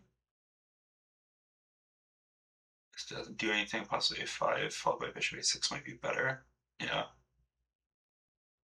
a3. We gave them a free tempo. It's not a super useful tempo. Played to mitigate the effect of f5, which would leave the pawn h6 undefended. Computer says preferable was e5, rook b7, or c4. One thing to note, Sans, is I would suggest you often say what the computer likes or likes better. Maybe take it a few more moves out and say why, like the idea behind it would be helpful for your understanding as to why the computer likes certain things. Like e5, one part about e5 is black is it prevents e5 from white. So now you say e5 equals. Instead, f takes, knight f5, queen e1, knight d4. Seems okay for black, who had a bad bishop on c8. Just make it out after a5, or help defend with bishop d7 to e8. Queen f2, queen e7, g4. I saw this after I played knight f5, unfortunately.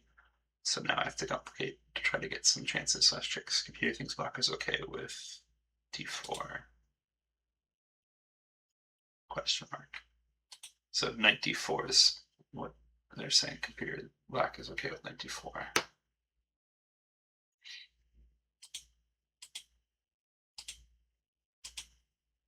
Computer agrees with this assessment.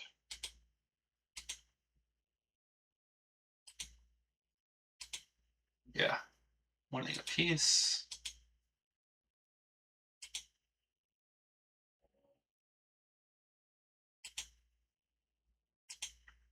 Check. Yeah. Yeah, so I think knight d4 was a good opportunity there.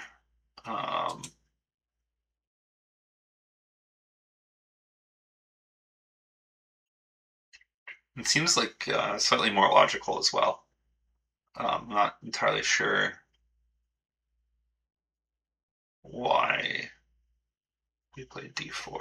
I feel like that complicates things. I feel like knight d4 was more logical and better. Because now our knight's like trapped, right? And I guess you have the e3 square, but what, after knight e3? Oh, sorry.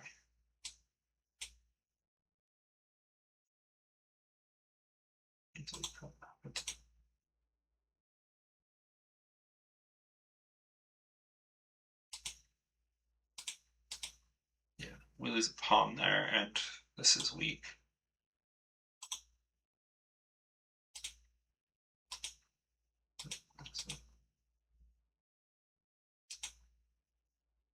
Yeah, so I think knight d4 really was a big miss, unfortunately. Is that the white's only play? It's just getting the pawn. Yeah, because the rook's under attack. Okay. Yeah, double C pawns are a problem. Your king side's still a problem. Yeah, white's much better. Avoid the skewer, bishop takes. So white's up 2 pawns now. Rook f7, bishop d6. Yeah. This black wins in the end. Okay, how on earth does black win this? You just completely lost here.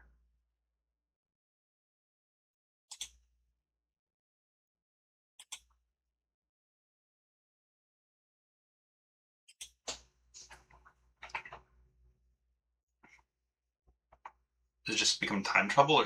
I'm really not understanding. You're down in exchange and 2 pawns. Rook e3. I don't know about h4. I like to keep that file for the rooks, right? I mean, you just dupe, you know?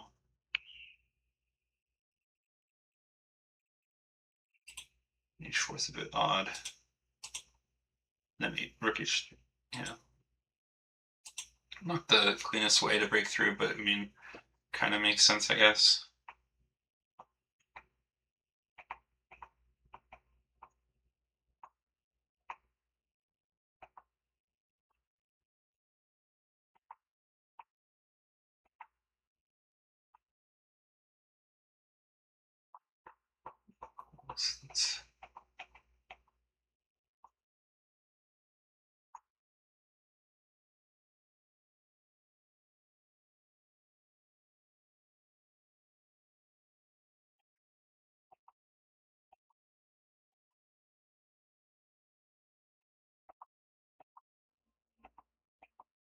So perpetual, is this what happened?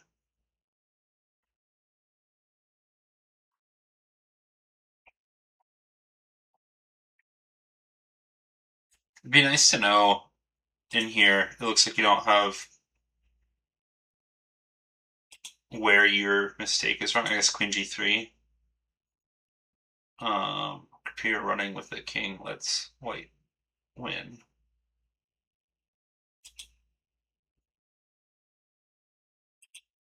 So is it here you have to go with this check instead? Yeah, queen c1. Be nice if you noted that as the mistake. And then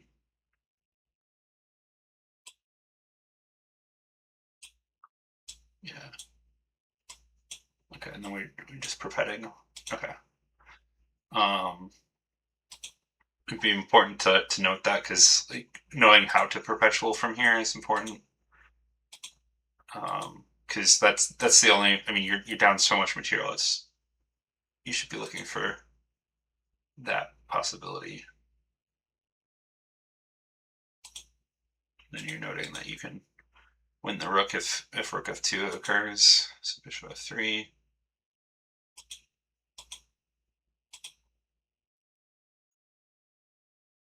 Wow.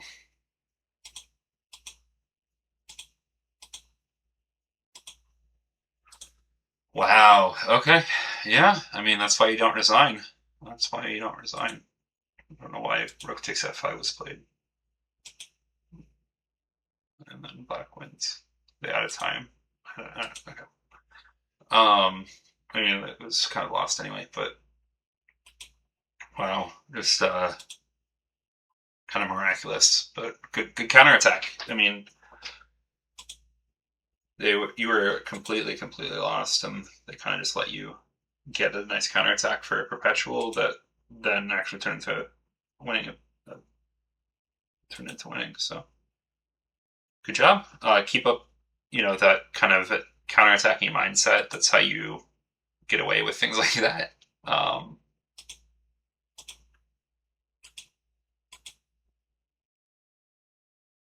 Great. And then the last graduation for the week is from Mate in 35, 10th graduation. Am I the first? I feel myself getting stronger.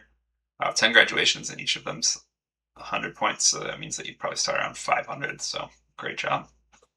Finding moves that people in my club don't see and have been calculating much more cleanly.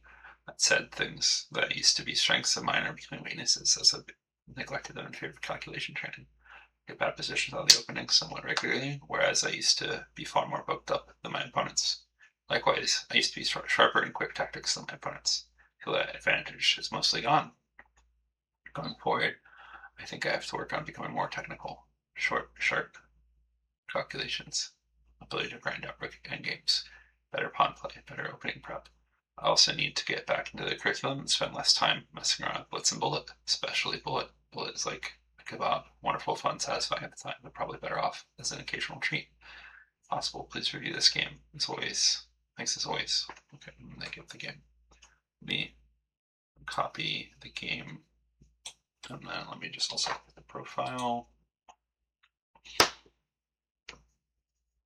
Texan living in Germany that became obsessed with chess in January 24 after playing. Then I played a lot of chess. Cool. About 1700 FIDE.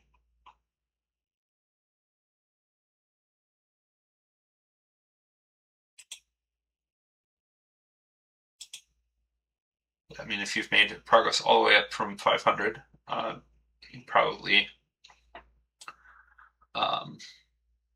started out and then learned a bit more. So that's great. Rapid progress is always fantastic. I'd say, based off of, what you had set in your thing, I'd say it might not be that your strengths have become weaknesses, but more so that, your opponents are also stronger in those now, especially, if you're focused on where you were at as a 500 or as an 1,000, and now you're 1,500. So I don't necessarily think that they've become weaknesses, but maybe they're just not as relatively strong. So I'd still continue to work on your well-roundedness and improving. So let's see, this game you're playing black, Sicilian. We've got d6, so you transpose into a classical. So Rouser variation, e6, queen d2, bishop d7. Very typical stuff.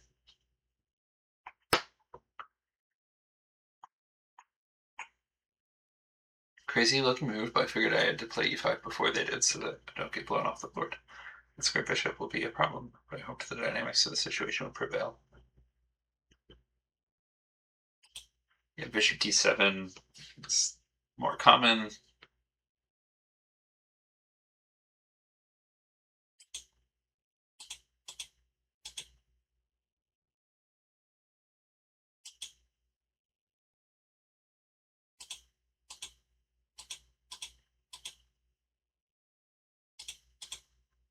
Get a few variations here. So we get back our pawn on c3.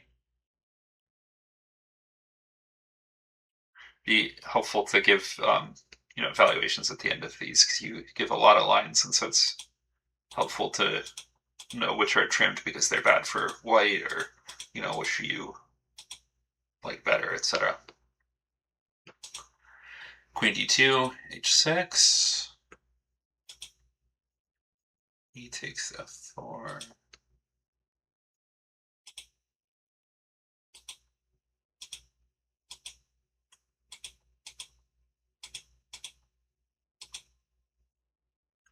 Yeah, this is an interesting position. And you're saying queen takes f4 would be bad in this variation.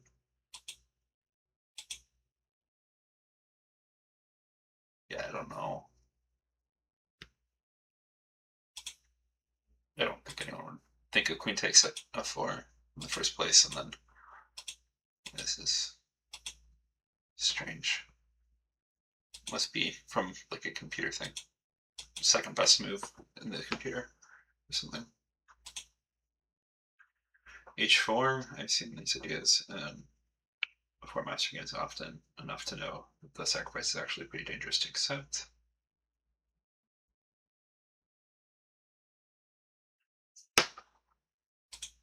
And then you give kind of what else they could have done.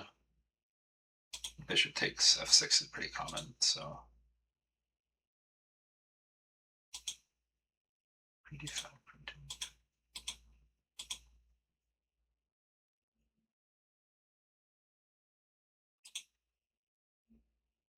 So I didn't enter the complications. As I saw, I would win a pawn and thought I could defend. Defending was so hard that I think I may have been better off leaving bishop there.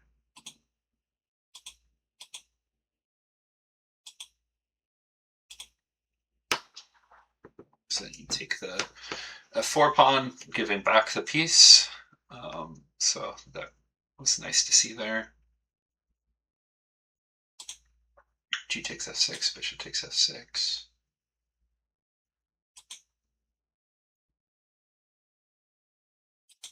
Yeah, highly suggest with all your variations, especially since you give variations for both colors, to put some text here as well as evaluations at the end of them, so you know when looking back like what the idea was and which one was the proper move for you and which ones were mistakes, etc. from white or black. So kind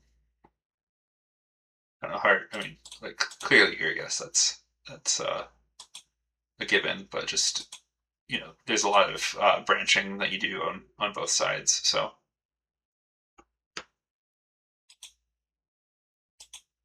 that would be unfortunate to step into.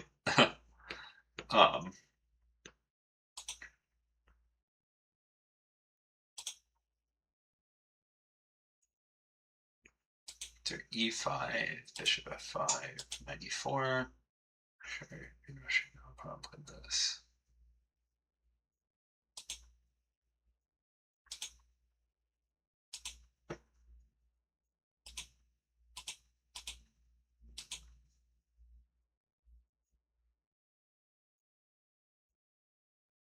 Yeah, it's looking pretty good for black.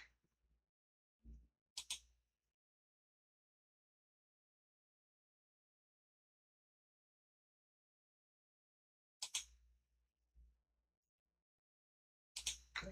Bishop e5, knight b5.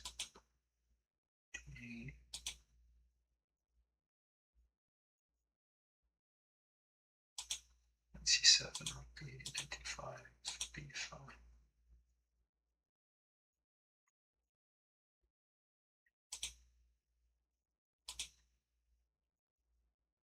That's nice.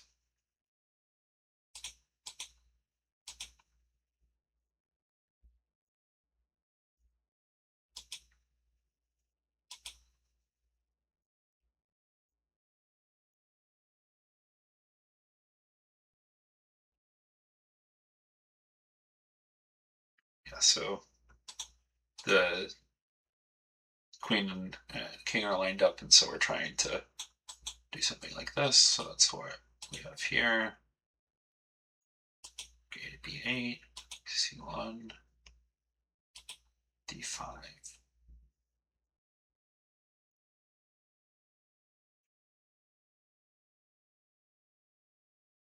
D takes e4 is a huge threat. Looks like the queen and knight, and queen cannot capture. The queen is tied to the defense of the bishop. Queen takes e5. Knight takes e5. Queen takes e5. The threat d takes e4 remains, so I would now attack the queen twice.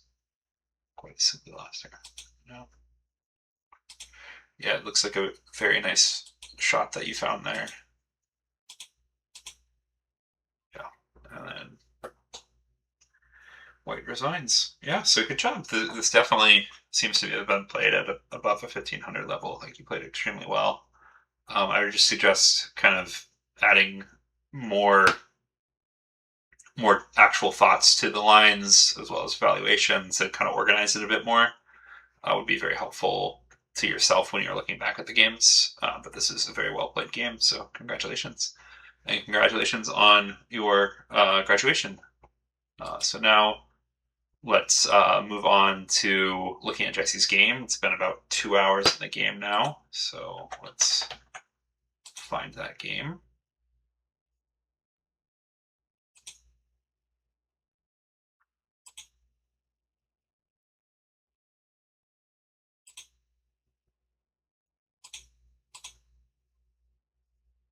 All right, so Jesse was playing as black against Kaidanov.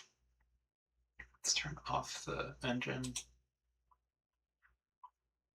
All right, so we've got. All right, Kaidanov actually played e4. So Kaidanov has been playing d4 this whole tournament, and has been playing kind of like f3 systems, especially against the Nimzo. So we were seeing most of his games were going like this. Here, and so I'm sure Jesse had been preparing for that, but instead his opponent decided, you know what, I'm having a really bad tournament. Kaidanov was honestly had a really poor tournament. He in the first few rounds was getting an opening advantage quite often, and he got one against Akopian. And then he had like a completely winning position that he ended up completely blowing multiple times. And then ever since then, he's just been losing like every game. It's been really unfortunate to see, but I'm sure Jesse was trying to prepare something for that. And so kind of changing things up a bit. We get this classical French. Jesse goes for the d takes line, knight takes, bishop e7. So now black at least temporarily has the bishop pair. Castles, queen d2, b6. All right, so Kaidanov is still trying for fairly aggressive concept of castling queenside.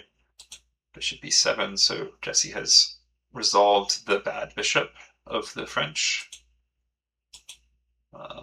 Here at c3. Yeah, this no longer at all looks like a French. So very interesting. Jesse preserves the bishop pair. Queen c2 is played, eyeing down on the h7 square. c5 break, d takes c5, queen c7. Okay, so a pawn stack for now. And then b takes c5. So obviously with any sec, we have to understand what we do if they accept it. Yeah, if they accept, we get the open A file, and then we're bearing down on the king. So that makes sense. Just why he can't.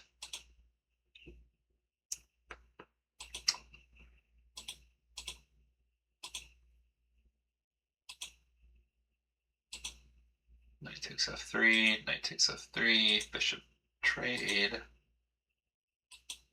So now we just have a bishop against knight. Black's c pawn's a little weak. White's king is weak as well. So dynamically, yeah, Jesse's playing for dynamics here, and I mean, so is Kaidanov. This is like almost like a Sicilian type position, although this pawn would normally be gone in the Sicilian. Yeah, this is looking very interesting. Very, very interesting for sure.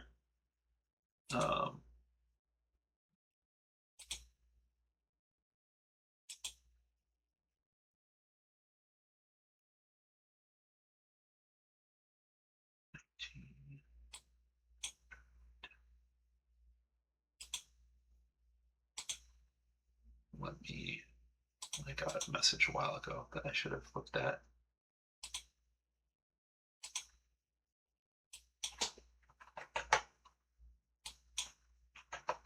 Is that?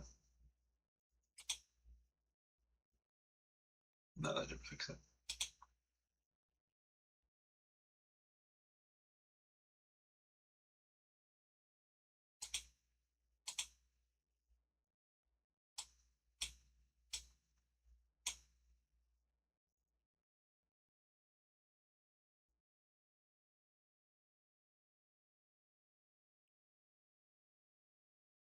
Okay.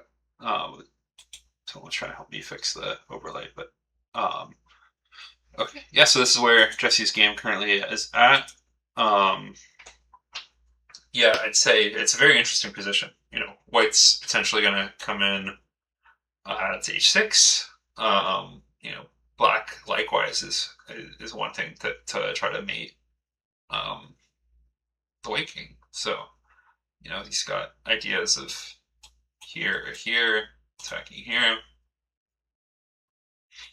And that also pins the pawn, so that potentially this falls if white actually does move over here. So yeah, very, very dynamic position.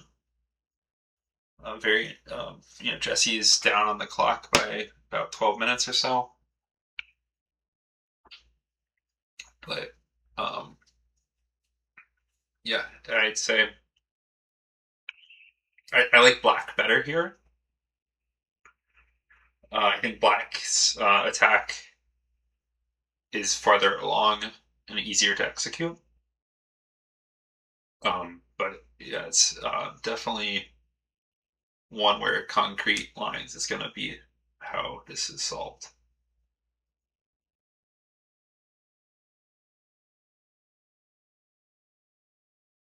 Cool. What else has gone on in the senior?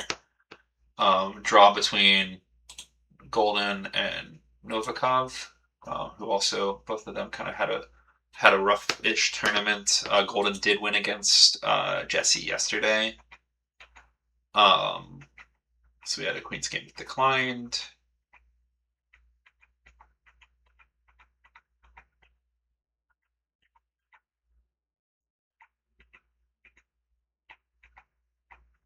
Queens came off very early, and then they repeated and called it a game. Neither of them anywhere near the top of the standings, so they probably weren't looking to play very much. We got Shabalov versus Benjamin. Scotch.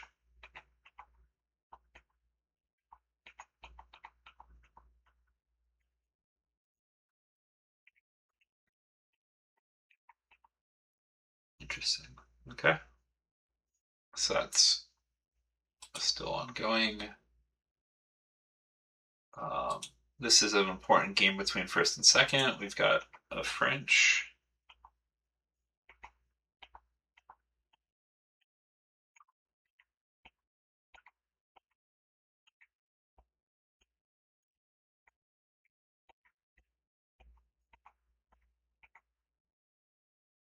So of course this knight cannot be taken because then we get well, first of all, just hangs. But I was thinking of you also have this in some lines, but we're good. We just have a knight here, so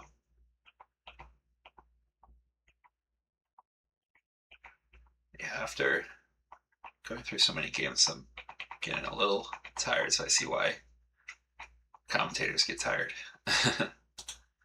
All right, that was what we just looked at. Where do we think this position? Probably equal. The bishop is probably slightly better, but the pawns are, yeah, I mean, that's probably equal, right? It's going to come in and attack here, so we got to do something about that.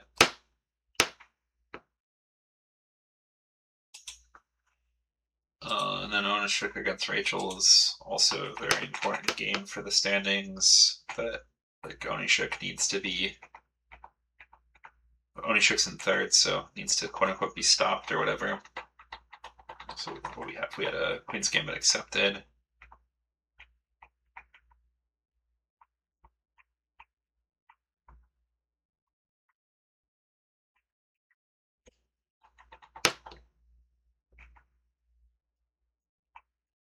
Interesting.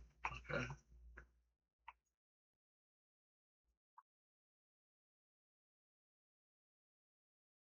Yeah, Onishuk up 30 minutes on the clock. Interesting.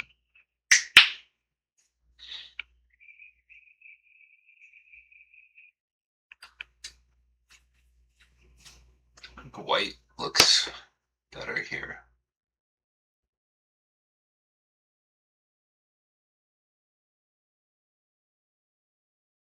This pawn's probably going to fall. This pawn will probably fall as well, but then